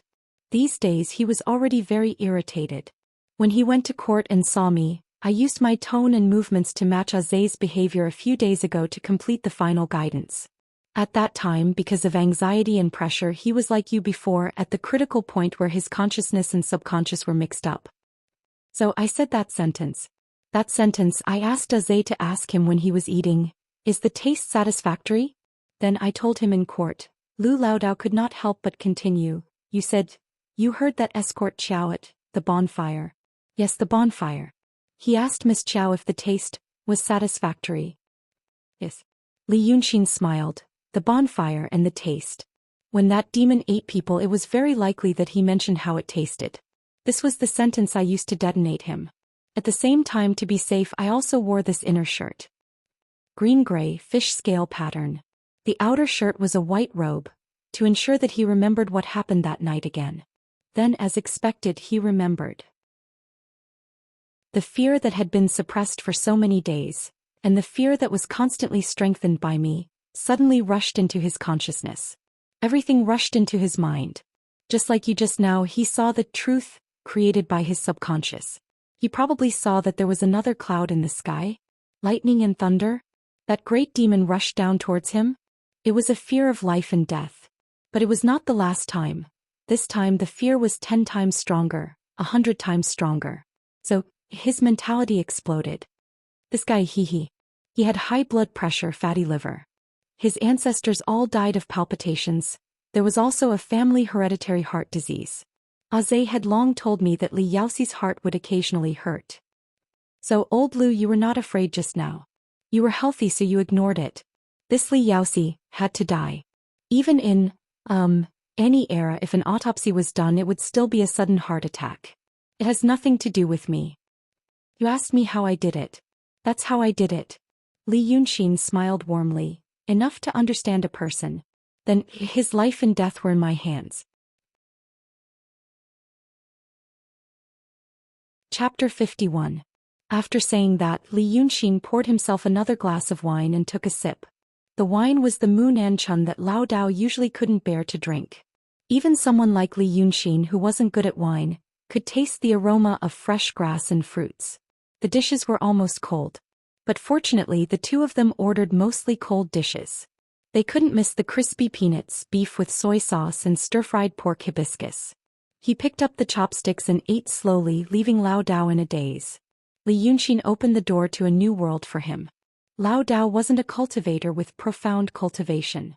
Even before he met Li Yunxin, he wasn't a real cultivator. He would be classified as a secular person by Taoist priests and swordsmen. But he still knew some things, so he could see the big picture. So he could understand why the two cultivators in the hall didn't suspect them at all. That was because the technique Li Yunxin used was something that no one in this world had ever studied deeply. Just like in Li Yunxin's era, a person suddenly died. At that time, another person ran to the police officers and said it was a monster who did it. No one would pay attention to him. They just frowned and pushed that person aside, continuing to think, what kind of method did the criminal use? And it was precisely because cultivators had practically grasped all of this world's unimaginable methods that they didn't believe that there existed even more mysterious methods beyond their knowledge. It wasn't even arrogant or stubborn. It was just beyond their knowledge. Lao Dao looked straight at Li Yunxin. The young man was very handsome with red lips and white teeth, sword-like eyebrows and starry eyes. He was a real handsome man. The warm sunshine of the spring day reflected the layer of fine hair on his face and neck clearly. Because he was young, his skin was tight, not loose and not wrinkled. His expression was always gentle. Even when he was about to kill, he was gentle and smiling. But at this moment, when Lu Lao Dao looked at such a young man sitting in the sunshine, he only felt a chill on his back. Because she remembered what he said before. There's no need to go through so much trouble. I just want to do an experiment. Brother X and he, just for an experiment, he killed someone. He had killed a fifth-rank official of the imperial court, and there were two cultivators on the side. There was a sentence that Lao Dao only dared to say in his heart. This was a thought that suddenly appeared in his mind, one that even surprised him. He was a demonic human. A human demon who played with people's hearts. As if he knew Lao Dao's thoughts, Li Yunxin met his gaze. Lao Dao turned his face away as if he had been electrocuted and stroked his beard. Old Lu, don't be afraid. Li Yunxin looked at him, then looked out the window. I'm actually very easy to talk to. If people don't offend me, I won't offend them. And you really are a good person. I quite like nice people. You're a smart person and I like smart people too. He put down his chopsticks and stood up. He walked over to the window and looked out. But I hate idiots the most, he said to himself. Stupidity is the original sin. They all deserve to die. These three sentences were tinged with coldness and hatred. Lu Lao Dao had never heard such intense hatred in a person's words before. He didn't know where Li Yunxin, who looked to be only 14 or 15 years old, could have such rich emotions, seasoned tactics and mature wisdom. He couldn't help but think of that phrase again. A demonic human who played with people's hearts. An inner demon. At this time, Li Yunxin turned around and looked at him. Come on. It looks like you're not in the mood to eat either. Tell the waiter to pack it up. Send it to our mansion.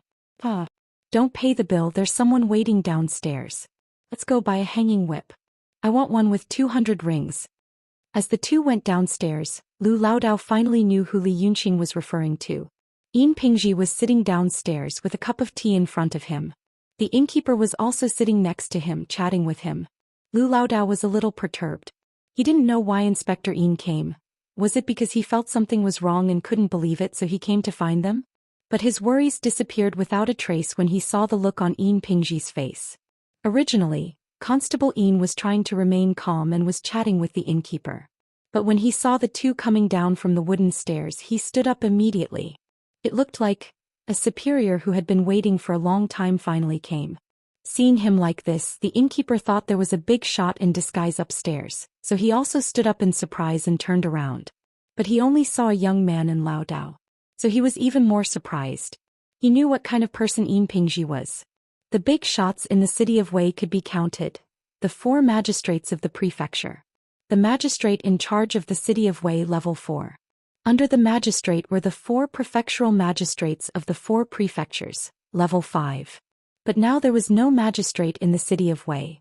The previous magistrate went back to his hometown to mourn, and it usually took a year.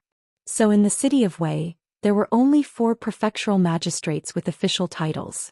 Now there were 3.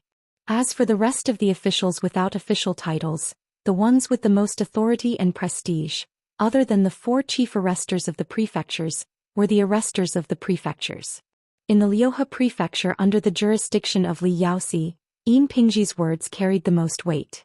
There were more than 100,000 people in the prefecture, and everyone with a reputation knew that Inspector Yin was popular in both the legal and illegal circles. Even Magistrate Li had to be polite to Inspector Yin on some matters. When a new store opened or a shop opened, anyone who didn't show respect to Inspector Yin would never be able to continue doing business.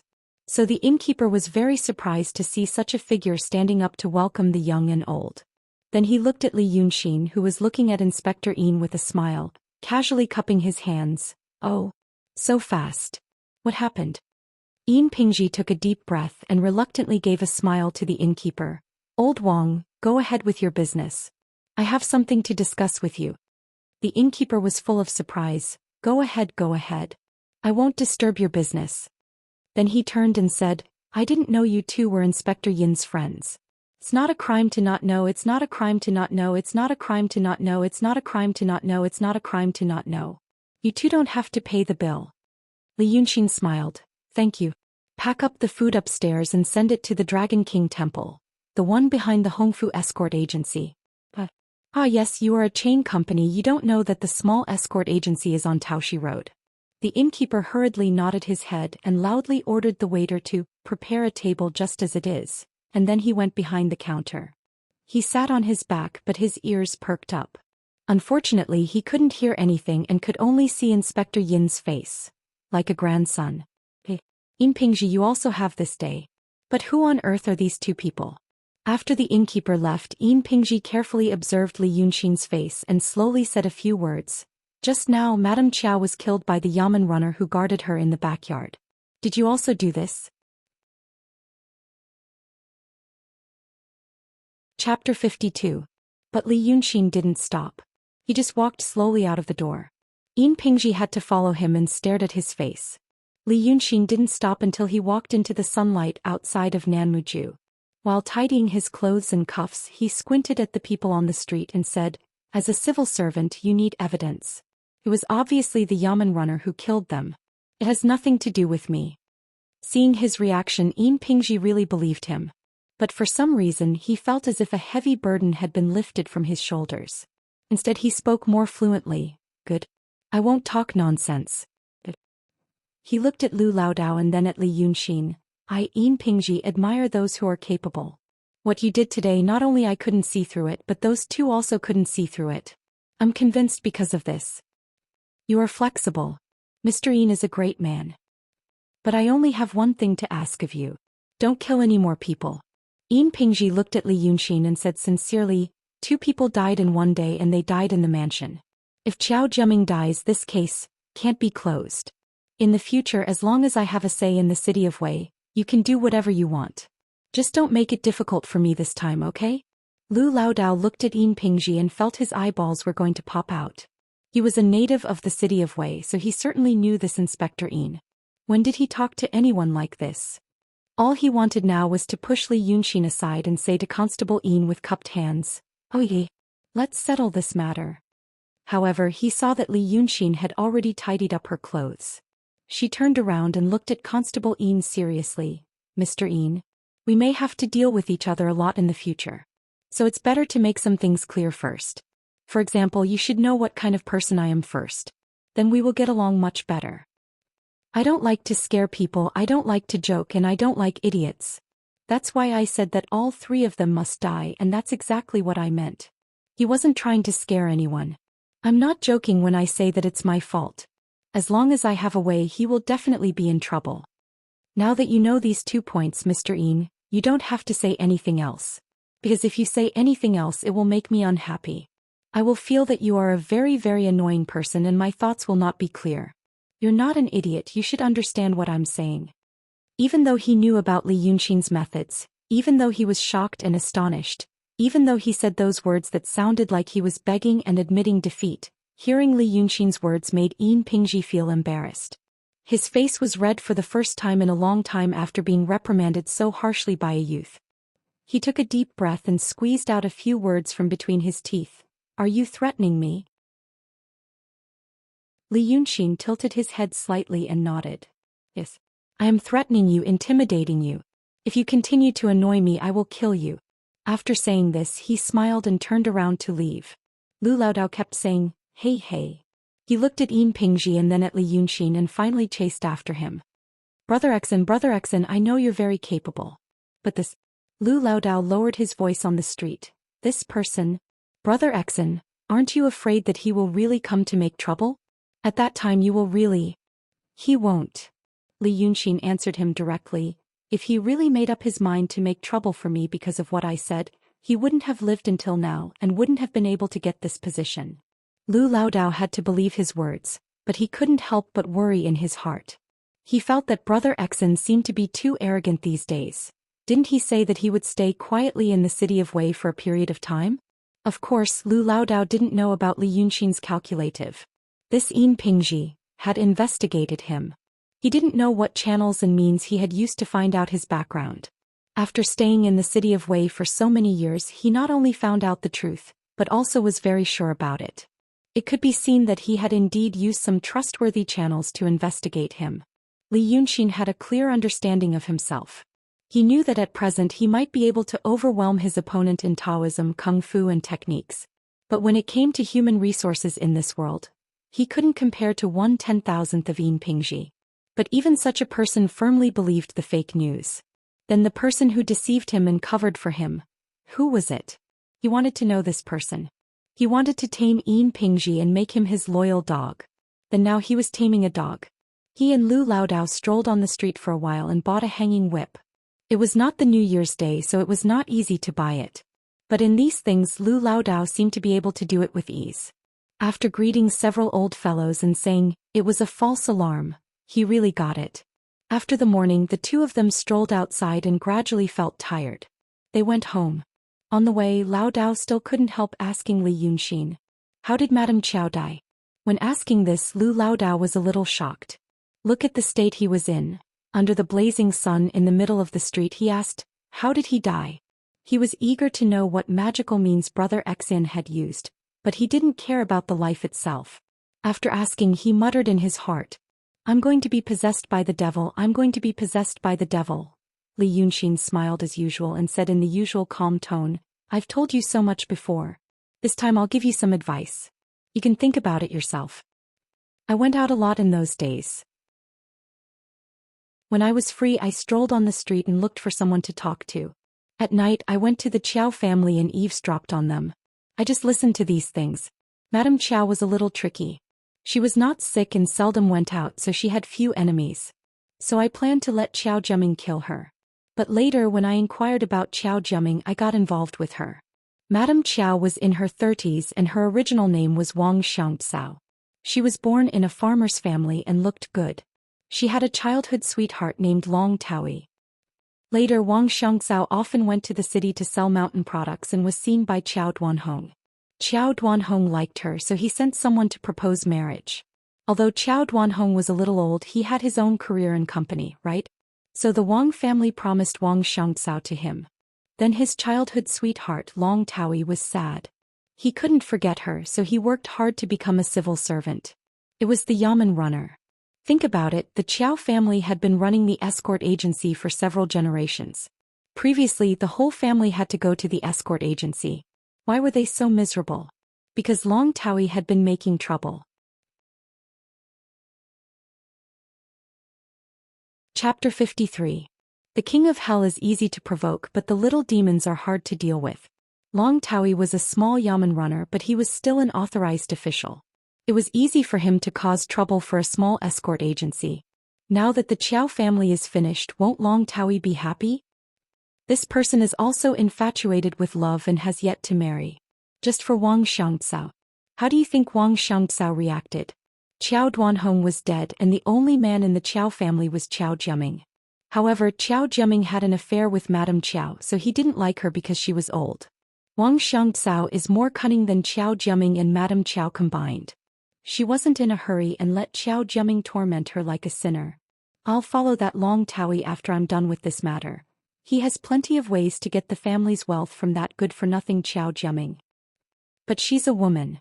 She knows that she's getting old, and she also knows that distance makes the heart grow fonder. The reason why Long Taoyi loved her was because of the memories from more than 10 years ago, as well as the anger in his chest. If we really let him succeed now, and the two of them have slept together a few times, it's hard to say if Long Taoyi feels that it's not the same feeling as back then and dumps her. It's easy if Wang Xiangzhao thinks this way. She had been going out recently, so she could be considered to be acquainted with Yin Xuerua. I knew when they were likely to meet, and if they didn't, I could make it so. That's why I chatted with that little girl in the front yard when I had nothing to do. Hee old Lu, do you really think that I like that little Lolita? I'm trying to put something in her head. Occasionally she would bump into Wang Xiangzhao and greet her out of courtesy. Then they would start chatting for some reason. Wang Xiangzhao's heart was filled with men, and Yin Xuerua's heart was filled with me. What were they talking about? Talk about men. He would keep hinting to Wang Xiangzhao that it's best to keep a distance from a man. Let them watch. If they couldn't eat it, they would be dead set on it. Wang Xiangzhao already had this idea in her heart, and now she has made up her mind. This might have worked on other men, but it's different now. But on Long Taoyi, as Li Yunxin said this, the two of them crossed a bridge. Lu Laodao listened attentively. He didn't understand how his brother Xin understood women's thoughts so well. Li Yunxin was a little tired from walking, so he leaned against the stone railing and stopped. He watched as a man in black with a knife led a black horse across the bridge. A man refused to marry a woman he liked in his youth. How big of a deal is this at your time? Isn't it huge? He didn't even have a back. How unfilial. But Long Taoyi still did it. It didn't matter if he did it. Back then you and Wang Xiangzhao weren't engaged, and Wang Xiangzhao was willing to marry Qiao Duanhong. You've been making things difficult for her all these years because of this. That's not right. This means that Long Taoyi has a very obvious and serious paranoid personality. What was a paranoid personality like? Love jealousy. Sensitive. Stubborn and inflexible. You like to complain and blame. Oh, look at me. That's right, I'm a bit of a paranoid personality. I'm very vengeful. Lu Laodao hurriedly waved his hand. No, brother Xu. Li Yunxin laughed. Old Lu, if you want to learn my technique, you must first understand what kind of person you are. This technique of mine is called the study of the mind. So you don't need to say these things. I know I have a problem, and a very serious psychological problem. But that doesn't matter, I can control it. Continue talking about Long Taoyi. Knowing that he is such a person, it's very easy. In my place, every paranoid personality disorder person is the best knife, sword, and killer. He originally held a grudge against Wang Xiangzhao for marrying Qiao Duanhong. Not only did he hate Qiao Duanhong, he also hated Wang Xiangzhao. But he didn't know it. Now that Qiao Duanhong is gone and Wang Xiangzhao has come to find him, he feels even more aggrieved than before. You gave your best years to that person. So now he most hopes that Wang Xiangzhao will flatter him carefully, and quickly hand over everything he has. At this time Wang Xiangzhao is playing hard to get. I will slightly guide and hint him through other ways, and the hostility in his heart will become stronger. He suspects Wang Xiangzhao, and this time he will let her down again. He feels that she is indifferent just to take advantage of him. He always wants to get it but can't get it. Love gives birth to hatred. When Madame Qiao went out today, I have asked Yin Xuerua to hint to her for many days. Today she wears red. It's bad luck to pass the court. Wear red. Red. It's also the color of wedding dress. What will happen next? Now you will see it. After Li Yunxin finished speaking, he got up. Let's go home. It's cold. Lu Laodao opened his mouth slightly and followed behind him as if he was sleepwalking. Just like this. He killed another person. When they arrived at the alley in front of the Dragon King temple, they found that there was already a waiter waiting in front of the door with 2 food boxes. The two of them walked around, but the waiter waited for an hour. Seeing that the two of them finally came back, he hurriedly got up from the wall. You two are back. Shopkeeper Wang asked me to bring it to your mansion, so I waited in front of the door for a while. Lu Laodao had never received such hospitality, so he hurriedly took it. The waiter cupped his hands to the two of them and was about to leave. Li Yunxin stared at him and suddenly said, Little brother. What did you see when you were waiting for us just now? The waiter was stunned and looked at Li Yunxin as if he had seen a ghost. Then he breathed a sigh of relief and gave him a thumbs up. Brilliant, really brilliant. No wonder our innkeeper told us to be careful when we arrive at the two Dao masters' residences. That's right, I saw something. The waiter was also a young man. After waiting here for an hour, he had long been impatient. Knowing that these two were the honored guests of the shopkeeper, he also wanted to please them. He stood still and said vividly, "Just now I was a little tired from waiting, so I leaned against the wall and sat on the ground, wanting to rest for a while. In the end I was half asleep and half awake, so I had a dream." "What did you dream of?" "Hi, I dreamed of a very beautiful young master wearing a white robe passing by here. When he reached the door he stopped. He looked into the door for a while, smelled it and saw me again. In my dream I thought that maybe he had something to ask me, so I remembered." Guess what happened? The young master in the dream was not human. He smiled at me and opened his mouth. Oh my God. His mouth was grinning from ear to ear. A mouth full of sharp teeth. He was a monster. I was so scared that I fainted. I don't know how long it took for me to wake up. You said that this dream, Sai, I was so scared that when I saw the two of you I was still in a daze. Especially when I saw you. You were also good-looking and you were also wearing a white robe. Li Yunxin smiled. He said, "Then it's nothing. I was just afraid that you would be wronged here. Since there's nothing else, let's go back. Here, take this piece of silver." Seeing him smile, the waiter thought that he liked his story, so he smiled as well. He took the silver piece, said that he would come back tomorrow to collect the food box, and walked away with light footsteps. Seeing that he had left, the smile on Li Yunxin's face disappeared without a trace. Lu Laodao carried the food box, so happy that the wrinkles on his face bloomed like chrysanthemums. When he opened the door, he turned his head and saw Li Yunxin's expression.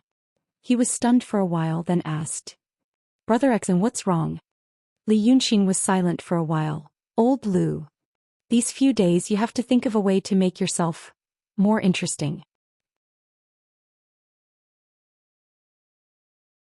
Chapter 54. Lu Laodao put the last piece of marinated beef into his mouth and drank the wine in one gulp. Then he wiped his mouth, removed some meat from his white beard and sat up straight. Li Yun looked at the dishes on the table and asked, "Don't you want to eat some more?" The old man shook his head and looked straight at him. "Come on. I'm full. The dishes from Moon and Ju over there are actually really good." Li Yunxin sighed. "If you were really full I would have told you. I'm afraid this is the last good meal you'll have." Lao Dao's face tightened, carefully trying to figure out his expression. Li Yunxin spread out his hands. "Don't look. It's not a joke. It's a long story. I can tell you some of it and some of it is my privacy. I'll tell you what you can understand and you can fill in the blanks with your own imagination." Lao Dao always couldn't fully understand some of the words in Brother Xian's words, so he just nodded. He knew that Li Yun had something very important to tell him. Before that he let him eat a good meal and drink some wine. Lao Dao felt that the matter seemed to be a bit serious. "The matter, I have to start from that night. That night I was chased by two retarded people." It was afternoon when Li Yunxin began to tell the story. The sunlight shone into the small pond in the courtyard, and the green lotus leaves were almost transparent, casting a shadow on the bottom of the pond. When he was about to finish, the sky had already darkened. The last bit of the setting sun lingered in the northeast corner of the courtyard, and smoke could be seen not far away. The air began to be filled with the aroma of food, and occasionally women in the back street could be heard laughing and scolding their disobedient children. There was a burning cloud on the horizon, golden yellow, like a whole mountain carved out of topaz. On such an ordinary spring evening, in such an environment full of human feelings, Lao Dao heard Li Yunxin's last words. He wasn't dreaming in the afternoon. He saw the 9th young master and then he fainted. He came looking for you and who knows when he will come looking for you. If you're afraid you can move out first. Lu Laodao blankly sat by the stone table for a long time, not knowing if it was because he was shocked by this matter or because he was already scared out of his wits. A man-eating great fiendish demon actually existed. Furthermore, they would come knocking on his door. According to Brother Xen, although he looked like a human, his humanity was almost non-existent. Li Yunxin saw that he wouldn't wake up for a while, so he stood up and broke a bamboo leaf to play with. Lu Laodao's reaction was easy to understand. Everyone in this world knew that cultivators existed, and they imagined them to be mysterious and unfathomable. Even for people like Zhou Xian and Punenzi who stayed in the city and were often seen by people, mortals would think that maybe at night the celestial master would go far away to kill the demons.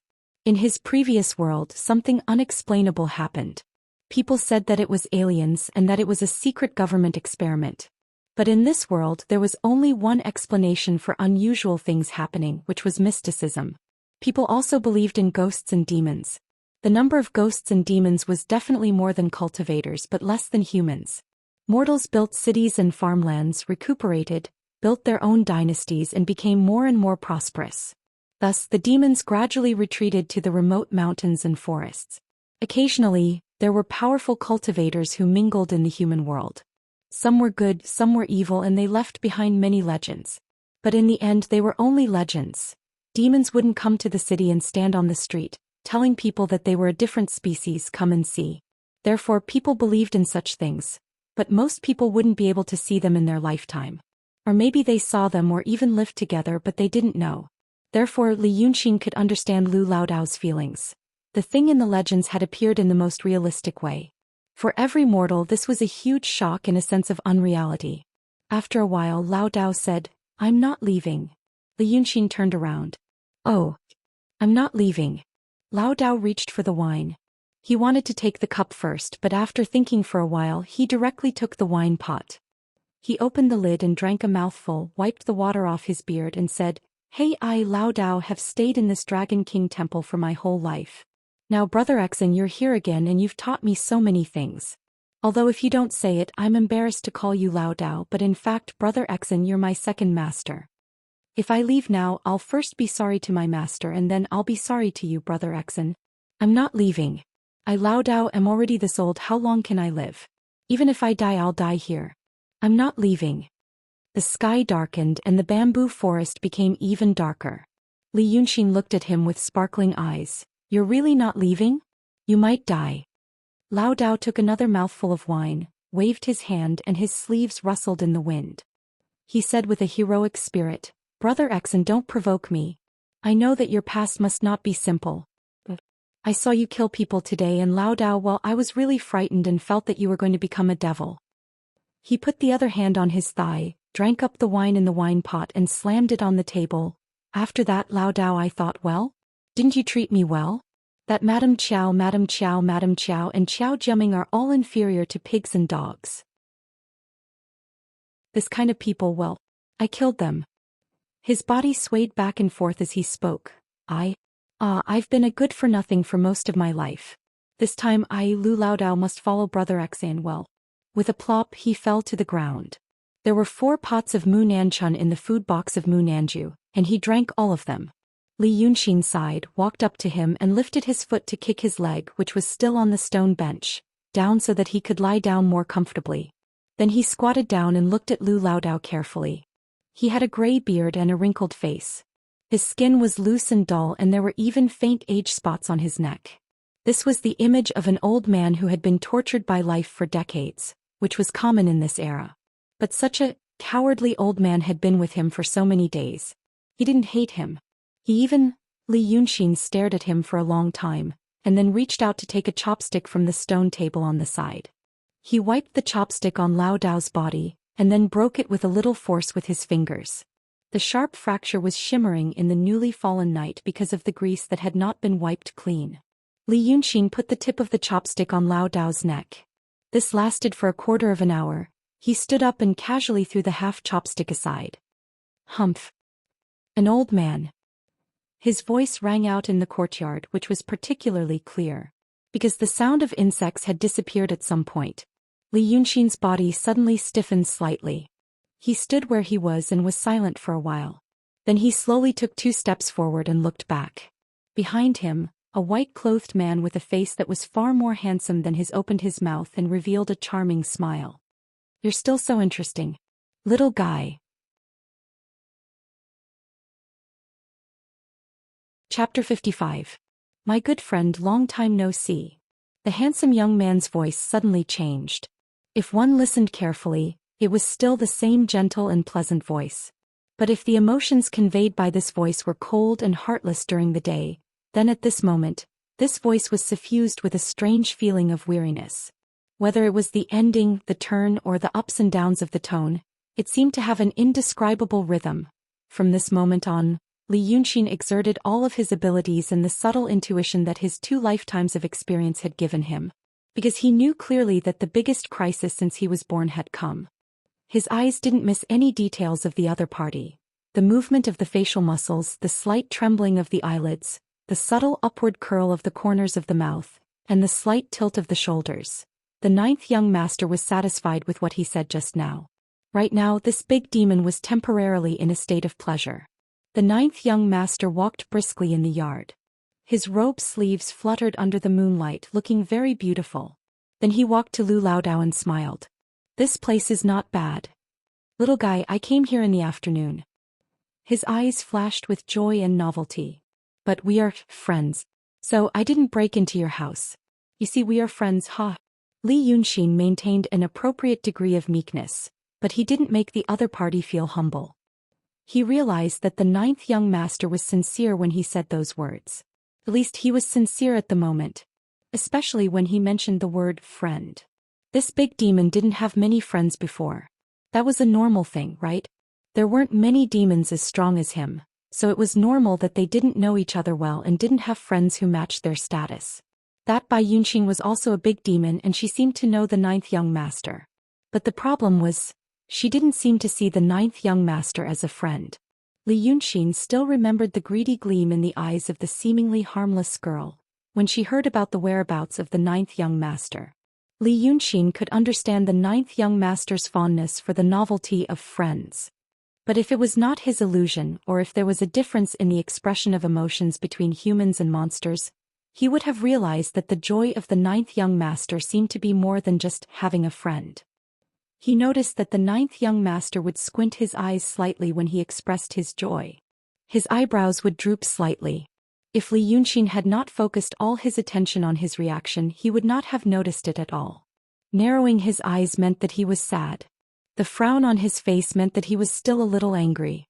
Both of them were the fleeting and subtle emotions that were mixed in the joy just now. Perhaps even the 9th young master himself did not notice them. However, these subtle expressions could not be hidden unless one had undergone extremely strict and long-term training. It was not directed at his own emotions.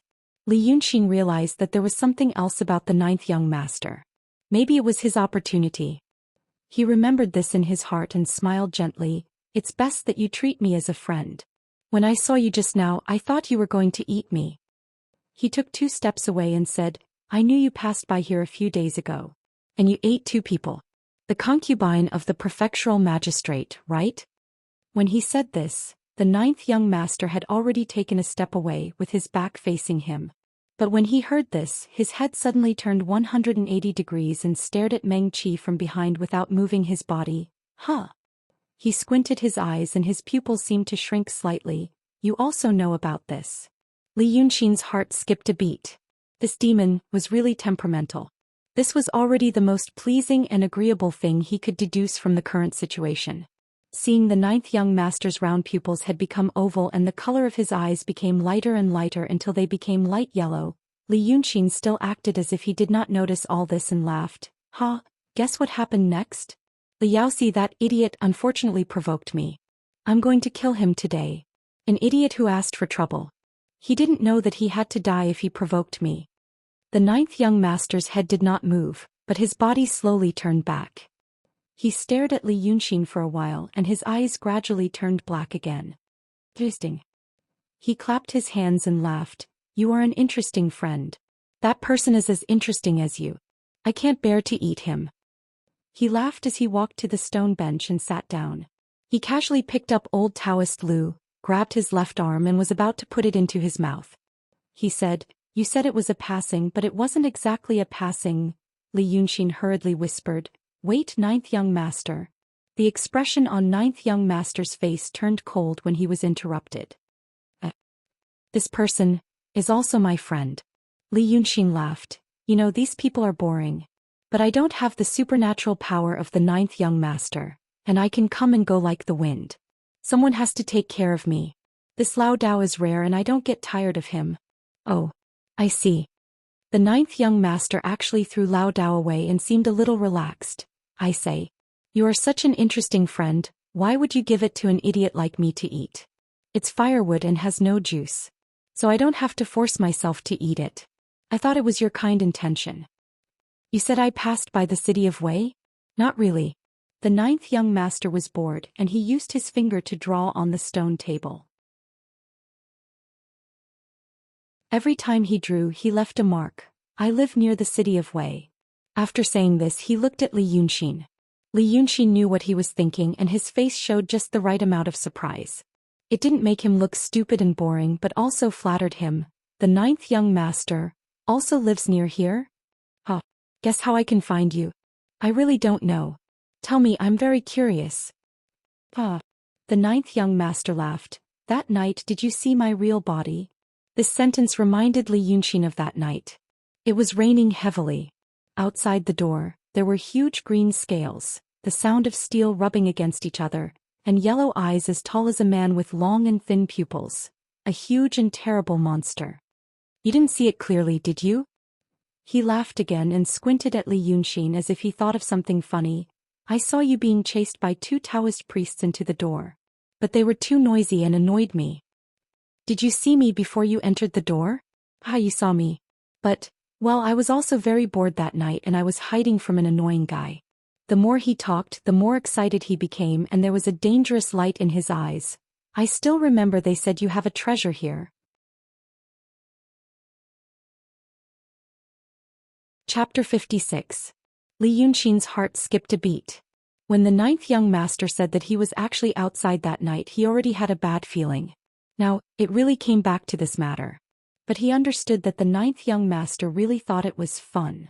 Because the smile on his face was a happy smile, and the light in his eyes was full of strong curiosity. The light was so strong. Li Yunxin understood that if he went against the ninth young master's wishes when he was in the best mood, the demon would definitely fly into a rage. Perhaps he had overestimated himself by flying into a rage. The most reasonable reaction was to tear himself into 2 pieces with a cold face. He would no longer be interested in looking at the treasure, so he would wrap himself in a cloud and leave. This bitch, Li Yunxin sighed in his heart. He put his hand into his clothes and took out the jade slip that he kept close to his body. This is it. A jade slip. If the ninth young master likes it, you can take it. After saying this, he was shocked. The jade slip emitted a milky white halo. A second later, a dot of light flickered and floated into view. Then it was a string of words that he was used to. His conjecture was indeed correct. This thing needed demonic power to open. He had been looking at the things that were open to him in the jade slip for the past few days. But the remaining demonic power in the jade slip came from the short contact with the ninth young master and Bai Yunxin, so it was quickly used up. Until today, after being in contact with this big demon for so long, it was finally opened again. It was the first time the ninth young master saw this thing and he was very happy. He reached out his hand and took it. He looked left and right and then fiddled with the jade slip with his fingers. Li Yunxin knew that he couldn't open it. No one in this world could open it except him. Sure enough, after fiddling with it for a while, he lost interest. He pretended to give it back to him. Li Yunxin restrained himself. He didn't want to show a trace of desire.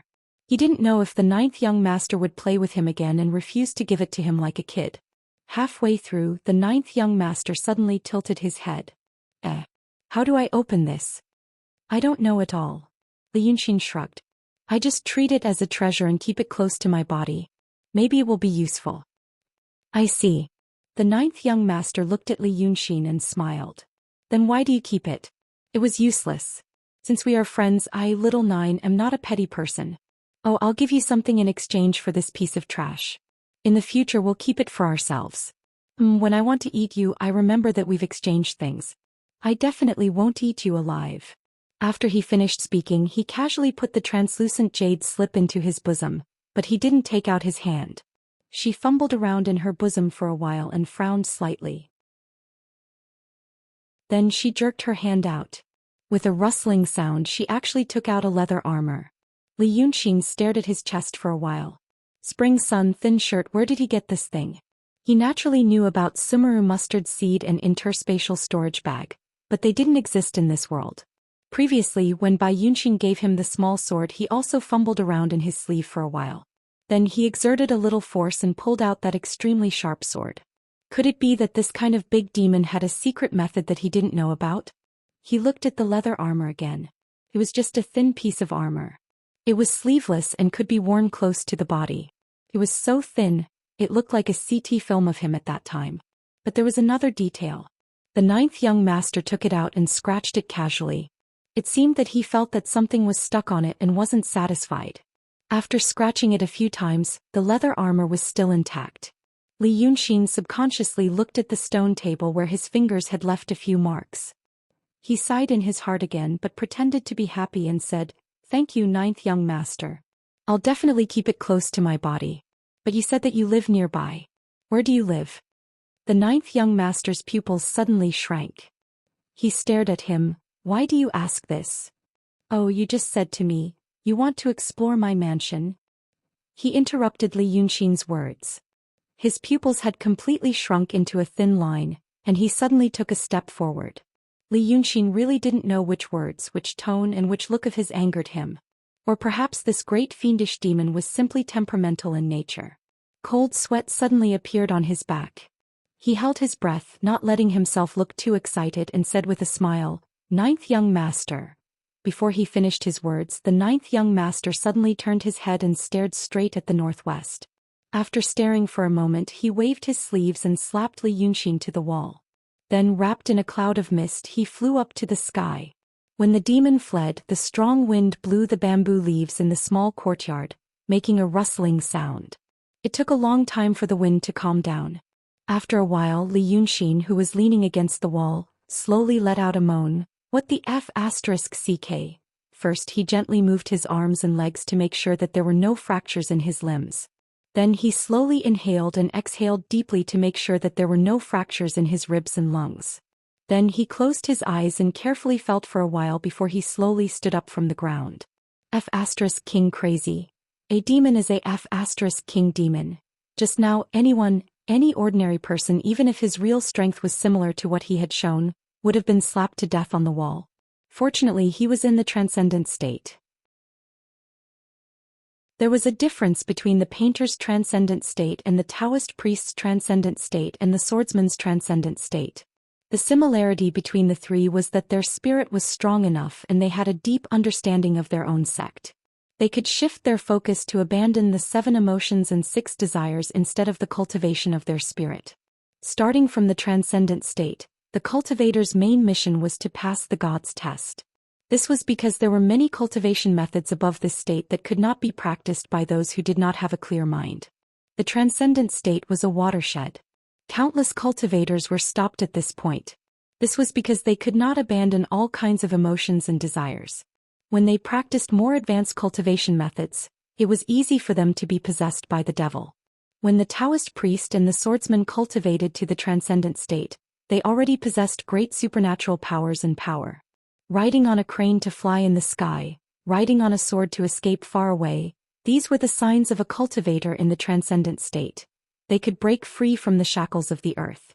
In addition to the various techniques used to fight with humans and demons, their power should not be underestimated. If a cultivator at this stage was well prepared, without any interference from others, and with the help of the right time and place, it was not difficult for him to destroy a city by himself. However, the painters and Taoist priests in the past, cultivated to the transcendent state, they could not be compared to the Taoist priest and the swordsman. When the two met on a narrow path and suddenly fought, 5 painters might not be able to defeat a Taoist priest or a swordsman. Although the true state and the mystic state might be different. But those things, Li Yunxin had no way of knowing. Even so, when a cultivator tempered his spirit, he tempered his body too. Li Yunxin could not unleash the strength of the transcendent state, but he had the capital of the transcendent state, a body that was far stronger than an ordinary person or even an ordinary cultivator. That was why he did not lose his life this time. The 9th young master merely waved his hand out of anger. If it was not Li Yunxin but someone else who took his thin armor just a moment ago, he would have been killed by the 9th young master. He stood up and walked a few steps before he slowly walked to the stone table and sat down. He stared at the sleeping Lu Laodao. But he was not actually looking at him, he was arranging the thoughts in his mind. The jade scroll of enlightenment was gone. Well, there must be a way to get it back. But that was not the most important thing right now. The ninth young master knew where he was. Of course he could run. But he did not doubt that the armor given to him by the ninth young master was the same as the sword given to him by Yunxin. He could not run away. He had to get along with him. The problem was that the time they had spent together was too short. Even though he had tried his best tonight, he still annoyed him at the last moment and almost got killed. What was the problem? That psycho said that he lived nearby, but he had to guess how he found this place. He had to understand him. He had to try to understand him. He had to know him like the back of his hand. This psycho. Li Yunxin stared at Lu Laodao for a while and suddenly raised his eyebrows.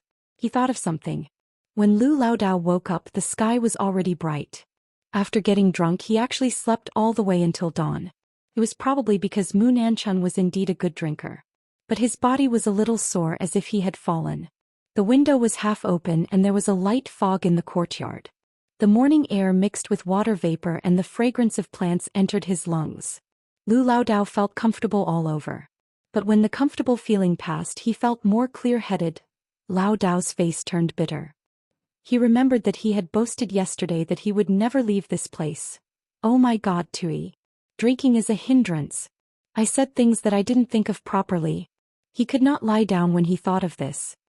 He lifted the thin quilt, wiped his face, combed his hair with his fingers and rushed to Li Yunxin's main room with a sad face. As soon as he entered, he saw Brother Exen eating his sandwich. It was to use 2 pieces of fried steamed buns with vegetable leaves, sauced meat and eggs, and eat them with your hands.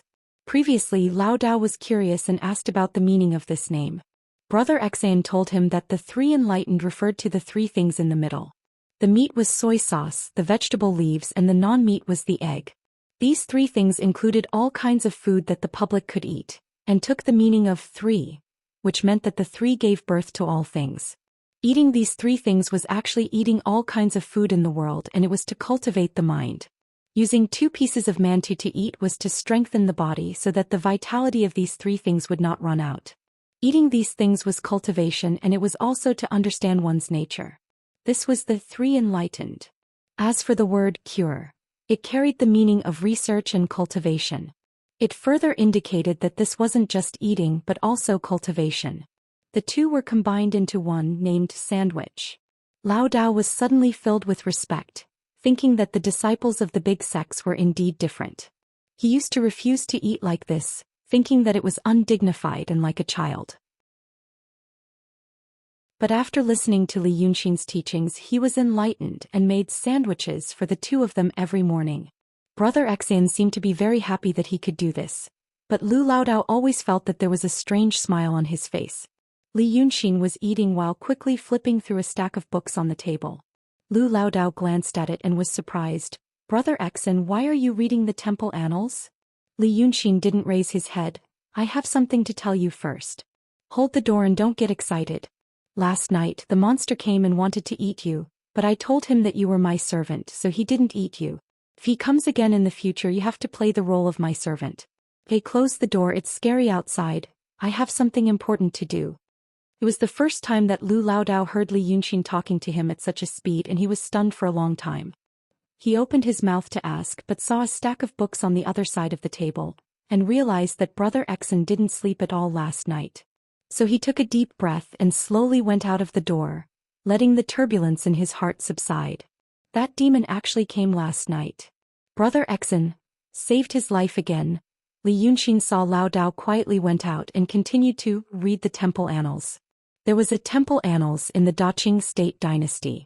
Li Yunxin used to know county annals, but he didn't hear about temple annals until he came here. The Dragon King Temple in the Daqing state dynasty was a strange thing. He couldn't find a similar institution or organization from his original world to compare it. As long as there was land, a temple could be built. Whether it was a collection of money from believers or a big family, after the temple was built, they had to report to the government and explain what it was for. Other temples didn't have any special restrictions, but the Dragon King Temple, there was an obligation. The temple attendant of the Dragon King Temple had to record the rain that year. It didn't mean that he had to record what happened every day, but it was about how many people came to the temple to pray for rain on a certain day, and when it rained, when it was a big event, the temple attendant had to record it. Li Yunxin speculated that it was because the Daqing state dynasty didn't have a weather bureau. So a master patted his head, well, let the Dragon King Temple do it. Anyway, it was to pray for rain. But other than that, the temple annals also recorded something else. At some point in time, a certain temple attendant began to record down the number of people who went missing around the time of a certain rain. Once it started, it slowly became a habit and was kept from generation to generation. Li Yunxin spent the whole night reading through the records of the temple in the past 140 years. Then he closed the last book, rubbed his forehead with his fingers and walked out of the door. Lu Laodao wasn't there. He probably went to clean the vestibule. These days he had to go to court and was framed, so there were fewer pilgrims coming to the vestibule, so he neglected to clean it. The fog had dispersed and Li Yunxin sat on the stone steps in front of the house, basking in the sun for a while. He felt that he knew the real identity of the ninth young master. Last night, the ninth young master had said it clearly, but he was only worried about the jade slip of enlightenment, so he only remembered it but didn't think deeply. The ninth young master said, "Did you see me before you entered the door?" "Ah, you saw me. But, well, I was also very bored that night and I was hiding from an annoying guy." He said that he saw him before he entered the temple. And he was hiding from someone. On the rainy night when he was chased by two swordsmen before he fell into the temple, he did glance at the eaves of the temple. In that short moment, Li Yunxin saw a corner of the eaves in the distance with the help of the electric light. On the eaves, a dark green Qi Wen glanced at him in the heavy rain. The ninth young master. Not a demon. He was Qi Wen, the ninth son of the dragon.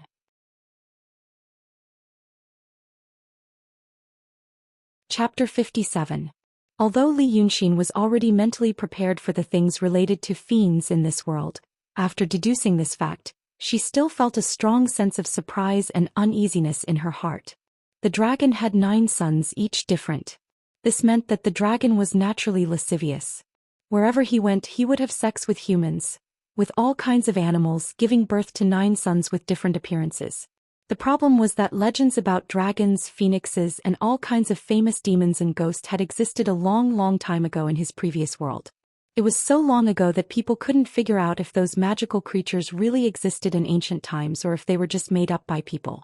So, after coming to this world, he could accept the existence of these things. Maybe it was because they were 2 different planes or dimensions, and because of some rules, they both gave birth to those magical creatures. However, the matter of the dragon giving birth to 9 sons was definitely fabricated. Because although the legend of the dragon's 9 sons had a long history, it was recorded in a dynasty called Ming. The emperor was curious about the dragon's 9 sons, so he went to ask his ministers. The ministers also heard of this legend, but they didn't know much about it. Therefore, based on his vague impression, he filled in the gaps in his mind and came up with a few accurate dragon sons. Then this story slowly spread and everyone knew about it. But the things that were made up in his previous world really existed now. Li Yunxin found it hard to understand. He also faintly felt that something was not right. But this subtle sense of incongruity was quickly replaced by another worry. The dragon had 9 sons, which meant hell, there were 8 more. Another point was that the power of faith could make the demons stronger. Since in this world everyone knew about the dragon had 9 sons, and even made up their images everywhere, then they must be extremely powerful. What was the Bai Yunxin that made the powerful 9th young master afraid? Oh no. Something was wrong. There shouldn't be something in this world that could endlessly grow stronger. If this world became prosperous in the future, billions of people knew about the dragon's 9 sons, how powerful would they be? A stable real world. This situation shouldn't happen. This world was on the way to collapse. Halfway. He sighed. The collapse of the world. It wasn't something he could control. Then it would at least, 1,000 years later. But the technology tree of this world seemed to be a little crooked. If it continued to develop at this rate, it would probably stay at this level for a long time. Li Yunxin stood up, took a clean set of clothes from the clothes rack on the west side of the courtyard, went back to the house to change and then walked to the front yard. The old Taoist was chatting with a middle-aged woman. With his hands clasped behind his back, his eyes were slightly narrowed and he was stroking his beard. He had the demeanor of a sage-like master. He seemed to have calmed down a little and was not as dazed as before. Li Yunxin nodded to him. Master, I'm going out for a while. Lao Dao saw his eyes and knew he was going to the Qiao family. He quickly winked and said, Brother Axon, come here. There's something interesting, you should come and listen. When the woman saw Li Yunxin, her eyes squinted and she smiled happily. Everyone liked a handsome child, not to mention she had an unmarried niece. She waved her hand, come let Granny tell you. At her age, in Li Yunxin's previous world, she would probably want to be called elder sister. But here she could really call herself Granny. Li Yunxin knew Lao Dao wouldn't stop him just because it was interesting, so he smiled kindly. Granny, tell me what's interesting? The woman looked at Li Yunxin with a smile and lowered her voice. You too, be careful these days. After saying this, she pointed at the Qiao family and lowered her voice even more, as if she was afraid of being heard by something terrible. It's haunted. Li Yunxin said in surprise, it's so scary. The woman was very satisfied with his performance and said, Granny now knows that you've all been wronged. The Qiao family must not be good people. You see, when the high-ranking official was interrogating you, didn't he die? After that, the Qiao family also died in the court, huh? Oh, this is retribution. What retribution? It must be a vengeful spirit that wants to kill us. A look of concentration and excitement appeared on the woman's face, and her eyes emitted the kind of passionate light that only appeared on middle-aged women when someone was listening carefully. Our neighbors all say that Lao Dao and the little Taoist, you're so handsome, are not the kind of people who would harm people. How can the people who harm people support Grand Celestial Master Jiavan and Dragon Lady Shiwana? So, you see, those three people said that people died in the house. It must be Qiao Jiaming, that wastrel who wanted to seize the family property, so he beat all the loyal servants to death. How did he kill them? It is said that they were strangled to death with white silk. After they died, they were not satisfied, so they cut off their heads and pushed them to the old servant. How could they do it? Li Yunxin and Lao Dao looked at each other. It was really a waste of this woman's talent not to be a screenwriter. When she finished talking as if she had seen it with her own eyes, she calmly asked Lao Dao, don't you think so? Lao Dao nodded. If that's the case, then. But the woman had no intention of listening to his opinion. She continued, so the vengeful spirit came to kill us. Every night in the Qiao family's house, there is a woman laughing. Li Yunxin thought for a moment. Grandma, there is a daughter in the Qiao family. Qiao Jiasen, who was possessed by the cat monster, was still in the house. Li Yunxin had gone there several times at night, but he told the cat monster not to make too much noise and ruin his business. The cat monster was very obedient. Although he felt it was a little strange, he didn't take it to heart. When he met Yu Meng and returned to the city, the cat monster had been very obedient, so he gradually got used to it. Recently, because he was focused on preparing for the final blow in the court, he didn't go to see the cat monster anymore. Last night he wanted to explain to her, but the ninth young master came. Was there something wrong with them? When the woman heard what he said, her eyes widened. Yes. There was a girl in the house. She was also a pitiful person, but guess what? Recently, the girl who lived next door to her house heard a group of women laughing. That voice was eccentric. It didn't sound like a human voice.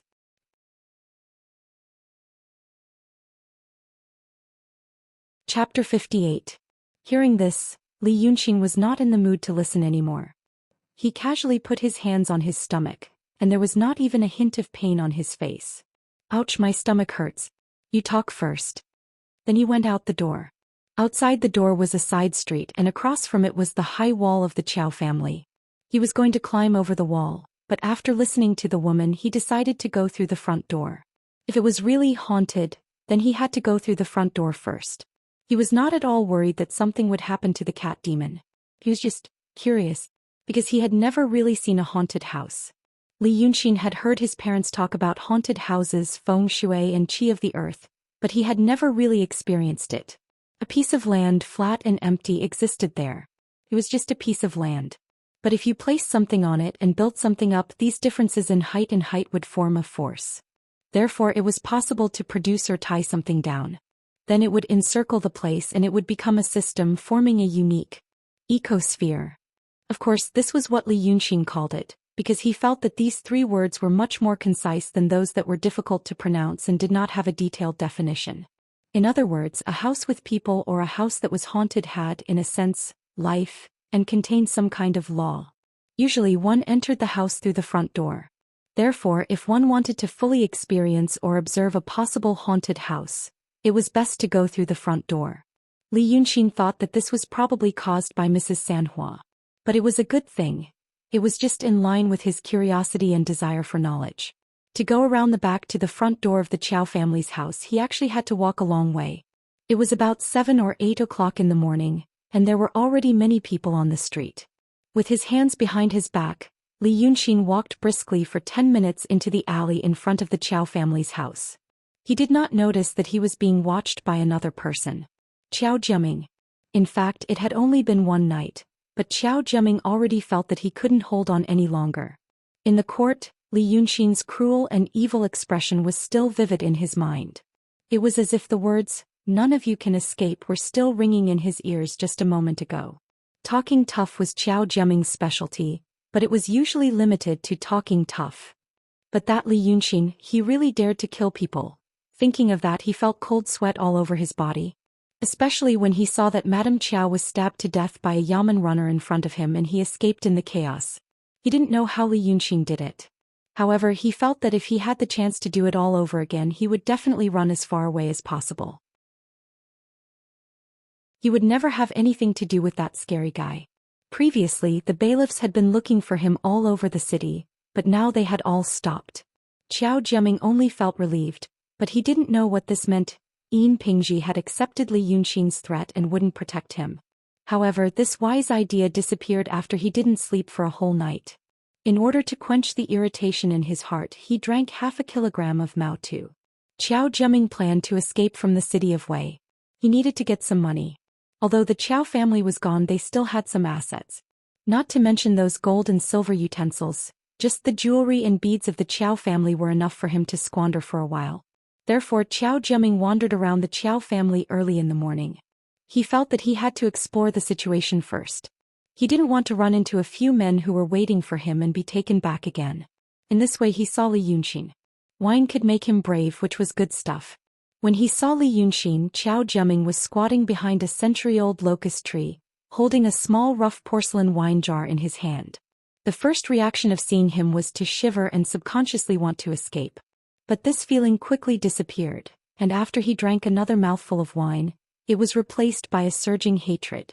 Because Li Yunxin didn't find him. But he also had times of negligence. He was still a human. He was a human, not a demon, and didn't know any magic. He was just lucky. Well, he killed the prefectural magistrate. As for how he killed him, well, who had the patience to care? He was just lucky. He was still just a mortal. His mind, which was paralyzed by alcohol, skipped a few key facts and only focused on the most clear and intuitive things. Li Yunxin was walking to the Qiao family. He didn't find him. He could kill him. Qiao Jiaming drank another mouthful of wine, and threw the porcelain bottle on the ground with a backhand, leaving only a broken stubble. Then, clutching the thing, he stumbled after her. Many people noticed this man who was full of wine early in the morning, but they didn't pay much attention to him. In such an era, the efficiency of information dissemination was still extremely low. Even such a big event as the prefectural magistrate's death, there were still many people who didn't know about it. But another person took a special look at him. This person was a woman who had been standing on the street. In terms of clothes, she was actually very ordinary. She wore a white dress that was common for women in this era and this season, and covered with a light blue chiffon coat. With such a dress, if she held a round fan in her hand, she would be a weak girl from a humble family. But this woman tied a ribbon around her waist, and her whole temperament was raised. She had the tenderness and cuteness of a girl, but also a hint of heroism. Looking at her face again, you would find that she only combed a simple Taoist bun and inserted a wooden hairpin. But 2 strands of smooth black hair hung down from her cheeks, adding a little femininity in her solemnity. As for her appearance, it was hard to describe her appearance. Passers-by could see her face. They would never be disgusted by her appearance. But they would never have any shocking or obscene thoughts. It was as if when they saw her, there would be a fuzzy cloud in their mind, blocking the thought of, is this woman beautiful or ugly? Now this woman was standing under a tree on both sides empty-handed, and there was no one around her for a few steps. In this small space she seemed to be a world of her own. She looked at the passers-by coming and going, and then saw Qiao Jiaming's movement in the distance. She gently tilted her head and made a sound of surprise. Interesting, she said. In fact, this interesting was said calmly with almost no fluctuation of tone. It was as if the colorful world of people in front of her was like a floating cloud to her. But in this floating cloud she saw a small cyclone. Interesting, it was just a little more interesting than not being interested at all. But even this was enough for her to lift her feet and follow up. Although the city of Wei was a big city, it couldn't be like the era of Li Yunxin where there was no soil on the roadside. The place where the woman stood was under the tree on the yellow ground. Because it hadn't rained for a few days, the ground was covered with a layer of dust. But after she walked away, there was not even a footprint there. The soles of the woman's feet were always separated from the ground by an imperceptible distance. She was treading on air as she walked.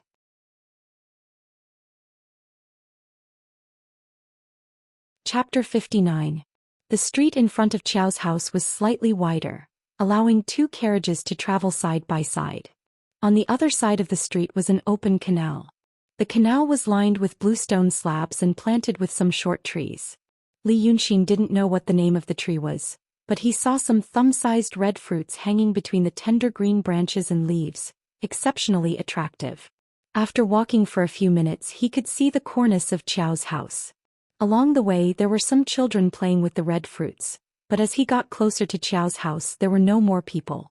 Finally, Li Yunxin stopped in front of Qiao's house and looked inside with his hands behind his back. The black lacquered door was tightly shut. There was a pair of stone lions at the door and a big flag on each side. On one side was written Wei City's Hongfu Escort Agency, and on the other side was written Wei City's Hongfu Escort Agency. Li Yunxin looked for a while, then walked to the door and pushed it. It opened with a push. It opened without a sound. He glanced inside and frowned. When he sent Qiao Duanhong back he walked through this door once. If he remembered correctly, there should be a screen wall when he entered from the front door. Now the screen wall was gone and there was a tree. This tree without leaves was thick enough for a person to wrap his arms around and had many branches. But the bark was extremely smooth, shining like jade. On the branches, it was full of gold ingots. There was no wind, but the shining gold ingots on the tree were flashing as if tempting people to pick them. There was a demon when something abnormal happened. Li Yunxin understood this. He closed his eyes. Normal cultivators, unless they use special means to open their inner eye or yin-yang eye, couldn't see nether spirits directly. But since Li Yunxin absorbed the power of wish in the temple, he could see nether spirits. The first time he saw Qiao Jiasen's faceless ghost he noticed this abnormality. But he wasn't a person who liked to make a fuss, so he didn't take it to heart. The power of wish from incense was something exclusively enjoyed by demons. He, a living person, absorbed it, so it was reasonable for something abnormal to happen. At this time he realized that he must have seen an illusion created by the monster.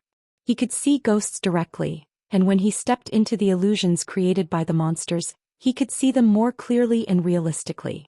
This was also the reason why cultivators were reluctant to open the yin-yang eye. Because it's easier to be confused. But since he was a cultivator he naturally had the means to see through the mystique, as long as his realm was high enough. Li Yunxin was at the transcendent state, which was high enough for ordinary ghosts and spirits in the mortal world. So he closed his eyes for a moment and opened them again. The tree full of gold ingots had disappeared. A dried corpse stood upright in front of the screen wall, swaying slightly. Although it was a mummy, it still had eyes. Not only that, but she also had a pair of watery eyes with distinct black and white parts. Because they had no eyelids, they looked like two white black beads embedded in their eye sockets. They were now staring at Li Yunxin motionlessly. If the dried corpse had more muscles, he would have seen that its cheeks were tightly clenched. Come on, take the bait. Li Yunxin heaved a sigh and closed the door. He took a few steps and kicked it over. He asked, "Did the one inside ask you to guard the door?" The mummy was obviously in a panic. Its big watery eyes were rolling around and its whole body was trembling. It was trying to exert its power, so that it could enchant Li Yunxin again. So he unleashed his force. It was indeed the kind of qi of a powerful cultivator that was released by the tiger's body. A cultivator's qi and spirit were always reserved. But it didn't mean that they couldn't release their qi. Suddenly, the dried corpse truly felt the power of a transcendent state cultivator, and it immediately stopped moving. Li Yunxin saw that it was muddle-headed, so he guessed that it was also a small monster that had yet to gain intelligence. He ignored it and continued to walk into the courtyard. Everything was normal as he walked forward, until he passed through the front yard and entered the backyard. As soon as he passed through the moon gate, he heard someone talking. The voice was familiar. It was Xiao Jessen's voice. The tone was also familiar. It was Mrs. Sanhua's voice. Then he heard her say in a strange tone. 3 views. I will tell you my 3 views. My outlook on life, the world. Values. That's the 3 views. But the 3 views. Bah. Sit tight. I will tell you something. Li Yunxin stood outside the door and listened for a while with his hands behind his back. This cat monster, or should he say Mrs. Sanhua, she really had some tricks up her sleeve. The first time he met her, she knew about Taoist Danqing. Later, when Li Yunxin asked her how she knew about it, she only said that she couldn't remember. The cat monster was using Xiao Jessen's damaged skin, and she seemed to have some mental problems. Therefore, even Li Yunxin couldn't tell whether she was telling the truth or not. Now that he was listening outside the door, he heard her telling. Because of some accidental opportunities, wild monsters gained some spiritual wisdom, so they had the heart to cultivate and pursue Tao. But the divine heart method passed by the celestial beings was not easily seen even by the wild Taoists in the secular world, let alone these strange creatures. Therefore, even the most basic method of meditating and refining qi was very precious to the monsters. Some monsters lived for a long time and encountered some opportunities, so they could also figure out some cultivation methods. This kind of monster could impart the method to other monsters. After imparting the method, they would have disciples and grand disciples. They would gather in one place and gradually become more powerful, and they might even cause trouble. What Li Yunxin heard from her was probably the method she figured out herself. It was a little rough, but it was really useful. It was just that this cat monster seemed to remember what Li Yunxin had warned her before. She used the name of 3 grand methods to talk about her own method to some unknown thing. It seemed that in the few days when he wasn't here, this cat monster used some unknown method to gather a group of monsters and became a proper Mrs. Sanhua. It seemed like she was about to open up her own altar. If it was an ordinary cultivator who encountered this kind of thing, they would definitely shout, "How dare you, demon!" and rush in to kill. But when it came to Li Yunxin, he only felt that it was interesting. First, he was influenced by the beautiful legends of Fox Immortal and Flower Fairy. Second, he clearly knew where the upper and lower limits of his ability were. If there was a problem, it wouldn't be too late to deal with it later. At this time, he just wanted to see the scene of demons dancing wildly inside. So he walked to the door of Xiao Jessen's original bedroom and pushed it open. As soon as the door opened, Mrs. Sanhua's voice came to an abrupt stop. Li Yunxin saw that Xiao Jessen was sitting cross-legged on a wooden table opposite the door, her neck straight. One hand was placed in front of her lower abdomen, and the other hand was pinching her middle finger and thumb. Holding it in midair, she stared at him. And in front of her, on the ground, there was a red-crowned rooster, a white-furred red-eyed rabbit, a black cat, and a gray mouse lying on the ground. These 4 animals seemed to be fascinated by Mrs. Sanhua's method. When they heard the sound of the door opening, they still hadn't come back to their senses and were still lying on the ground motionlessly. But the cat monster stared at Li Yunxin for a while, then turned around and jumped down from the table, crawling under the bed, only revealing a pair of eyes. Huh? Grandpa, I'm talking, huh? I remember the 3 views, Only then did the 4 animals on the ground realize that something was wrong. For a moment there was chaos and it was very lively. The rabbit jumped down from the bed and the rooster flapped its wings wanting to fly out of the door, but it was afraid that Li Yunxin was standing there. When the black cat saw the mouse, it endured for a while, but in the end, it couldn't fight against its natural instincts. It meowed and pounced on it.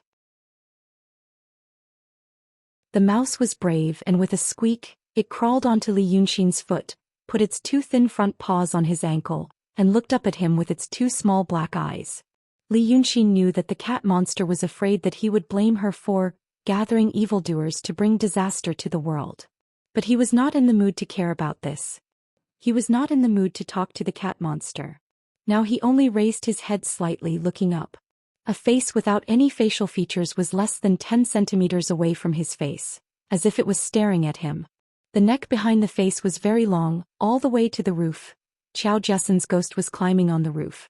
She was also listening to the method.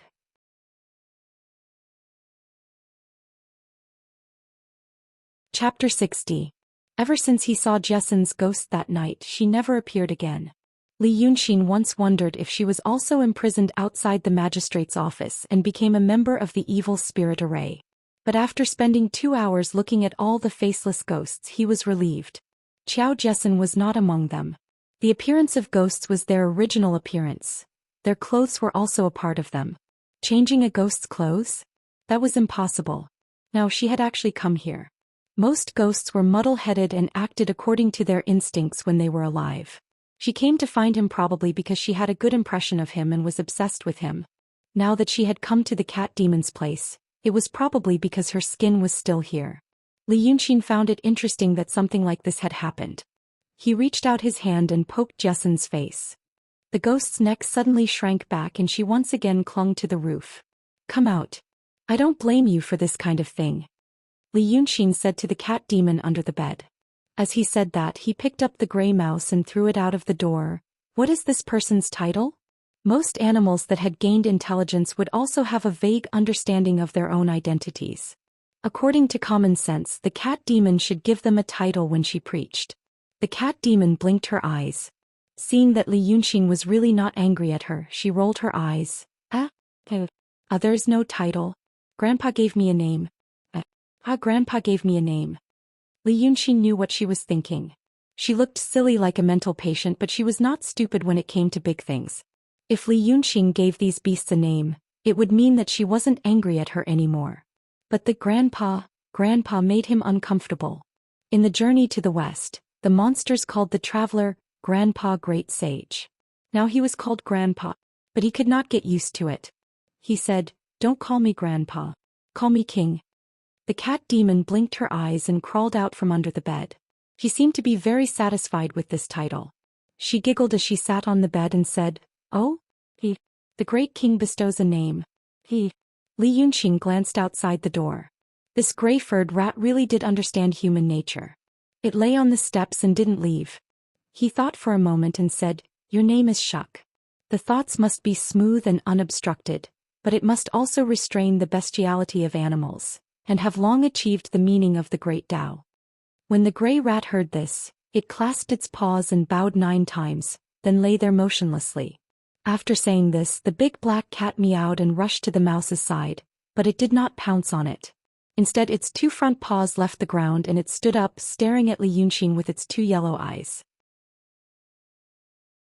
Li Yunxin glanced at its lower body and knew that it was just a female cat. He thought for a moment and said, "You can call him the sheriff." Warning meant that you had to constantly remind yourself not to forget to cultivate. Zhang Chong and Chong Chong meant that you couldn't be half-hearted and have no patience. The path of cultivation was fraught with dangers. Since we are fated to meet, don't let it down. The black cat hurriedly put down its front paws and bowed 9 times.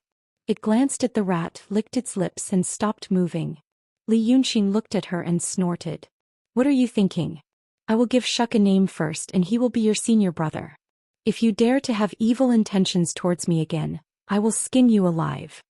The black cat hurriedly pressed down its ears and rubbed back. Li Yunxin turned his head and pointed at the red-eyed white-furred rabbit. "You do it." The rabbit hurriedly jumped onto the steps. "You are a rabbit, so you will be called CC. 2C. Li Yunxin thought for a moment. G refers to the foundation of the building. You used to be timid, but I want you to be steady in the future, just like CC. The rabbit put up its ears, chewed with its 3-petaled mouth and also bowed 9 times. Finally, the big rooster trotted over with its head held high. Li Yunxin thought for a moment. "As for you, forget it. Let's call you Shanji. I won't tell you the name first. In the future, when you become a human and someone calls you Brother Shanji, You will understand my painstaking efforts. The big rooster also pecked 9 times. Li Yunxin waved his hand. Well, when I came here there was a retarded person following me. I guess he has already entered the door. The 4 of you go to the yard and use your skills. I said that monsters with intelligence are born to bewitch people. I want to see how good you are.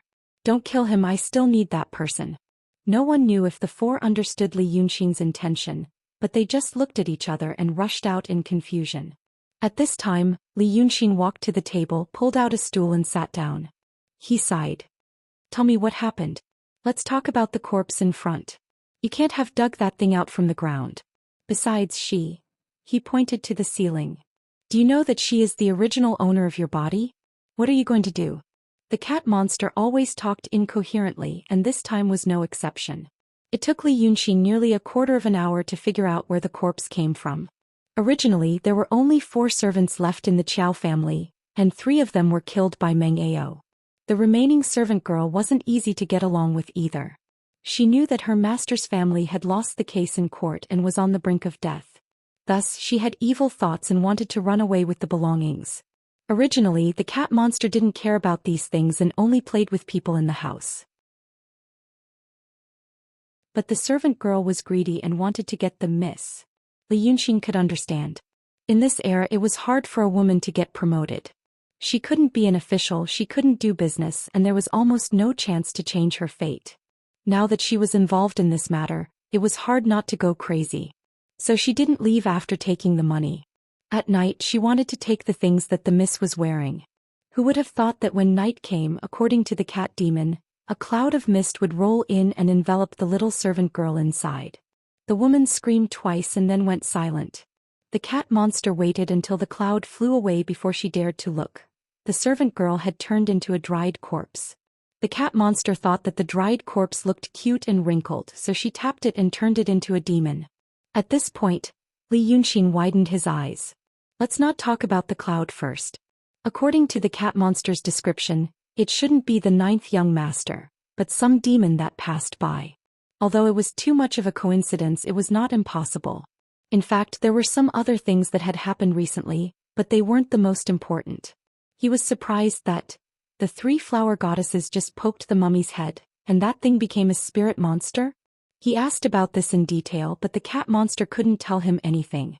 She only said, if you remember, just tap most of the time I can't remember. Listening to what she said, it seemed that she had some kind of supernatural power that he didn't know about. But now she lost her mind and was in a trance, sometimes not.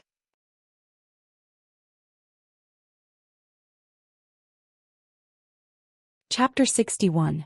This Mrs. Sanhua made Li Yunxin feel that things were not that simple. He put it aside and asked Qiao Jessen. In fact, they couldn't get anything out of her. The faceless ghost was muddle-headed.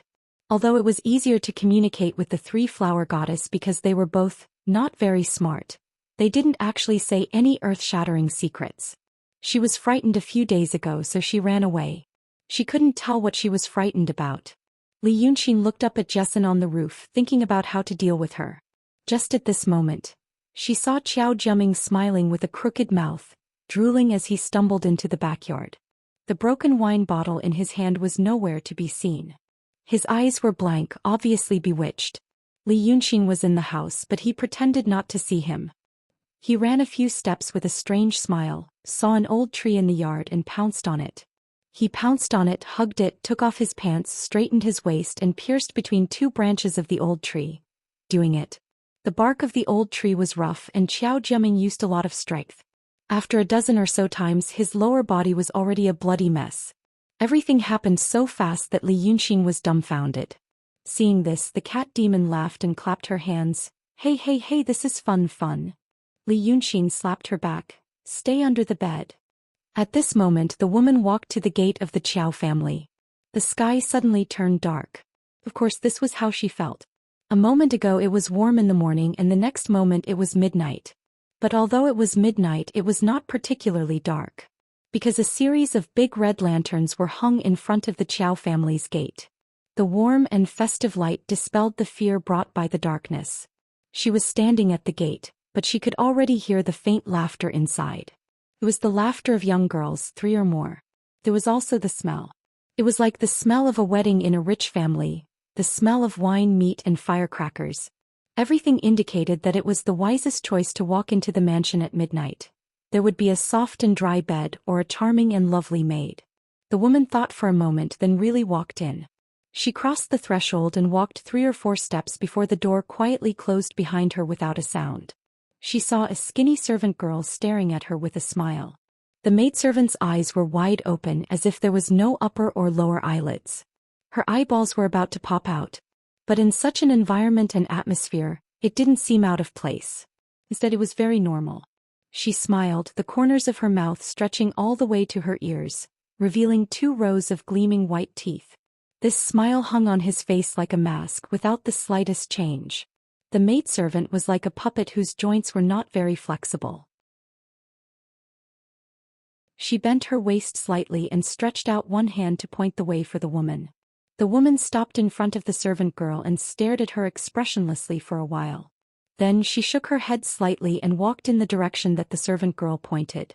In the night, the entire Qiao family's courtyard was lit up. Kongming lanterns floated in the sky, candles and incense sticks were placed beside the pond and on the rockery. White paper money floated in the wind on the branches, but under the yellow light, it forced out the aura of wealth. The woman walked a few steps and heard a man's laughter in the wind. A man in colorful clothes walked towards her with his hands behind his back, his head held high and a smile on his face. The man's steps were vigorous and light, as if he was stepping on extremely elastic cotton. His hair was combed into a high bun, tied with a large red silk bun, fluttering in the night wind. It didn't fall down even when it was in midair. As for his face, he had huge yellow lips. It almost took up half of his face. His lips were smooth and glossy as if they were oiled. But this man's appearance in such an environment didn't seem out of place. He reached out a hand to the woman. The woman hesitated for a moment, then took his hand. The man let out a clear and resounding chuckle, then pulled her to the backyard even faster. As they neared the backyard, the sound of laughter and heavy breathing became even more distinct. After passing through the moon gate, the woman saw the source of the sound. She saw a naked woman lying on a stone table with her legs propped up high. And a man, like a bull in heat, was grabbing the woman's ankle, doing his best to shake it. The woman stopped, slightly frowning. The man beside her gently let go of her hand, and began to take off his colorful clothes. The woman frowned as she looked at him, then turned her head and looked forward. In the night, in front of her was the door to the inner chamber. The door was also hung with lanterns. 2 stone stools were placed on the steps in front of the door. One of the stools had a blood-red mist, and the other had a writing brush. The woman stared at the 2 stone stools, frowned, and said, "Why did you harm him?" When the woman walked in, Li Yunxin was about to kick Qiao Jiaming away. He could not be bothered to see what kind of bewitchment this rotten person had. He only felt that the 4 new names he had bestowed were really good at playing. Animals were not very perceptive, but this did not prevent them from using their keen instincts to sense what you wanted the most and then let you see them. In fact, whether you were an abstinence or a Taoist, the instinct to reproduce had always been hidden in your body and genes. These monsters used this matter to make a fuss, and it could be said that they had accidentally guessed correctly. When Li Yunxin saw this woman, he also frowned and stood in place. Most people who were bewitched by ghosts would be delirious. A cliff was right in front of you, but you only felt that it was a small ditch and you could cross it with a step. But this woman, her eyes were very clear. He only had time to think about who this person was, why she had come here, and what was unusual about her body, when he saw her turn her head, stare at him and ask, "Why did you harm him?" As soon as this sentence came out, the woman, the stone table, the lamp, the paper money, the man in colorful clothes, and the night faded without a trace in an instant. Qiao Jiaming was stunned for a moment and finally saw the tree in front of him. But before he could think about the question of, where did the beauty go and why am I here, a huge tidal wave of pain swept over him, violently spreading from his lower body to every corner of his body. The extreme pain prompted a miserable howl, but as soon as the howl reached his throat, it was blocked because of the spasms caused by the pain. He knelt on the ground and covered his lower body with his hands. In his blurry vision he saw the figures of Li Yunxin and another woman. He subconsciously wanted to pounce on Li Yunxin, but because he staggered he slanted towards the woman. But the woman did not dodge. She only frowned at Qiao Jiaming's bloody lower body and raised the middle and index fingers of her right hand, writing something in the air at a speed so fast that it could not be seen clearly, and then pointed at him slightly. With a bang, Qiao Jiaming's whole body turned into a pool of blood, splashing over half of the courtyard. Li Yunxin frowned and sighed. "Miss, you killed my test subject just like that." But the woman did not answer him and only asked, "Which sect are you a disciple of? Why did you harm people?"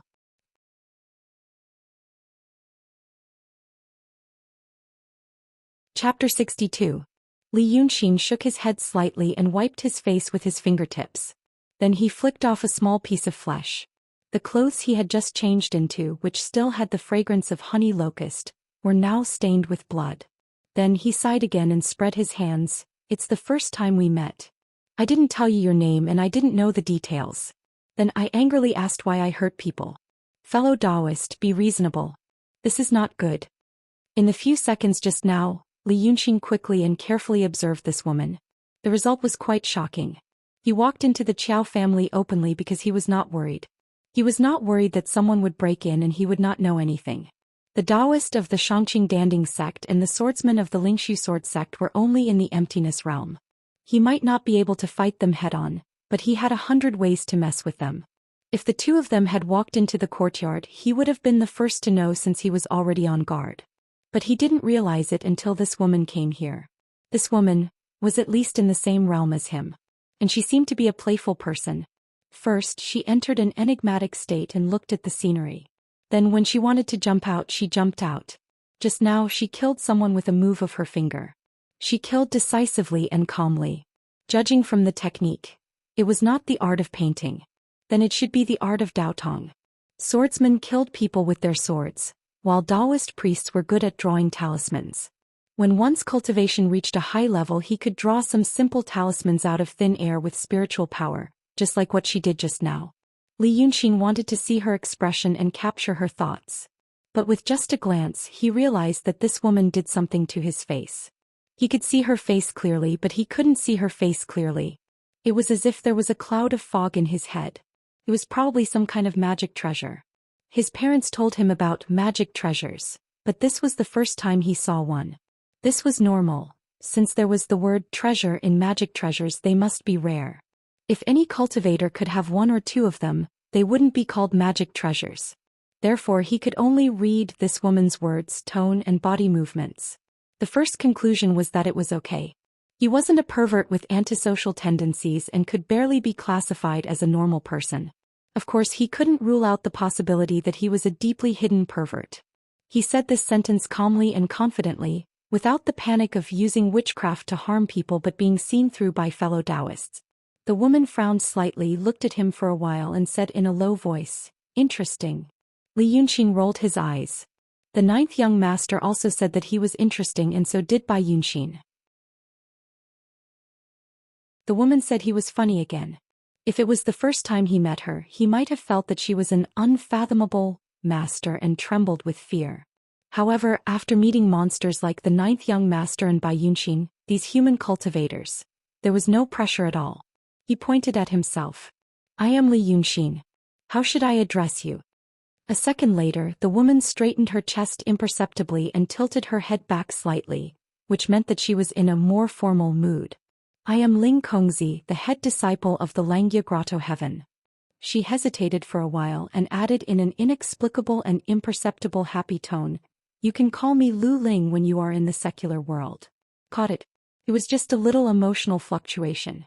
A head disciple of the Langia Grotto Heaven, who would find anything and everyone interesting. A noble identity. There were a total of 18 Grotto Heavens in Daotong. Every head of the Grotto Heaven was a disciple of the Master of Calligrapher. This woman claimed to be the head disciple of the Master of Calligrapher. If she was not lying, she could almost be on an equal footing with anyone below the heads of the 36 sections. The legendary Grotto Heavens were all fairyland that people couldn't imagine. Miss Ling Kongzi, who came from such a fairyland, now walked into this haunted house to enjoy the scenery, and said that he was interesting. And when she introduced her secular name, there was a hint of joy and novelty. An old man who brought a huge sum of money to experience life in the slums, casually saw the moss between the brick cracks, the broken roof with leaking rain, and lying on a wicker chair on the street to enjoy the sunshine on the mountain, would feel really beautiful. Just like that, the image of a fair, rich and beautiful woman was outlined in his mind. Li Yunqing laughed. Well, Miss Lu, you see the situation is like this. You should know that we, the secular cultivators, also have our own Taoist field. This is my Taoist field. I don't know what your attitude is towards monsters and the like. But in my place I personally think there are good and bad monsters. I don't know if you have heard of the phrase, education without discrimination. Since monsters and human beings are both inclined to Tao, then if I have the conditions I will help them. Animals with spiritual intelligence, if there is no rule and guidance, are likely to go on the wrong path. Eating human flesh and blood, harming the villagers, and in the end, they may be eliminated by an expert like you who walks in the secular world. They kill people and they don't want to live. You see, this is such a tragic result. Cultivators like you and I practice the divine heart technique. Where does the divine heart technique come from? It is passed down by the celestials. In the eyes of the celestials, are we really more noble than those animals in our eyes? I don't think so. Since the celestials can mercifully teach us the method of cultivation, then do we also have the responsibility to help other living beings who are suffering? Miss Lu, look at this world. Why is there suffering? Because the distribution of resources is unfair. Some people sit on wealth but still exploit and oppress others. And those who are exploited and oppressed constantly accumulate resentment in their hearts, and in the end they will always resist. The change of dynasties, I think this is how it came about. This is talking about the human world. If we talk about the whole world we live in, what role do we play? We have the most resources and those monsters. Lu Ling stood and listened to him. In the beginning she just stood casually. Later she slightly tilted her head, and a slender index finger slightly tapped in her sleeve.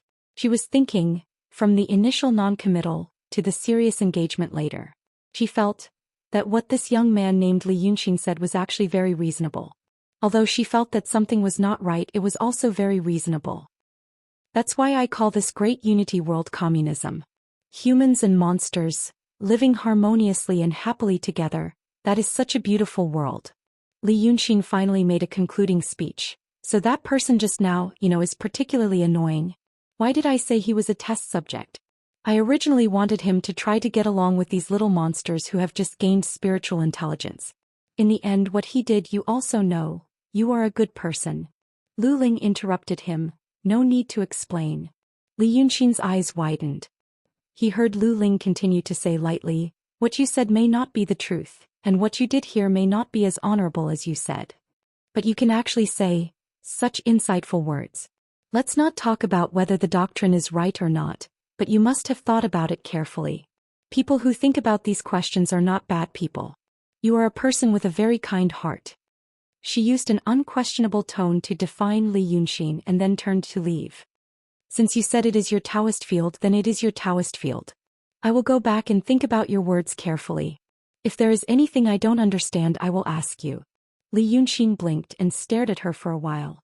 When she was about to walk out of the moon gate, he couldn't help but ask, Miss Lu, what are you doing in the city of Wei? Lu Ling stopped in his tracks and turned around to look at him. Dao Exane. She said, I am looking for Dao Exane. You're tuning in to the Zhou Xian's Legacy YouTube channel. Don't forget to subscribe and join us on this journey to catch the most captivating stories.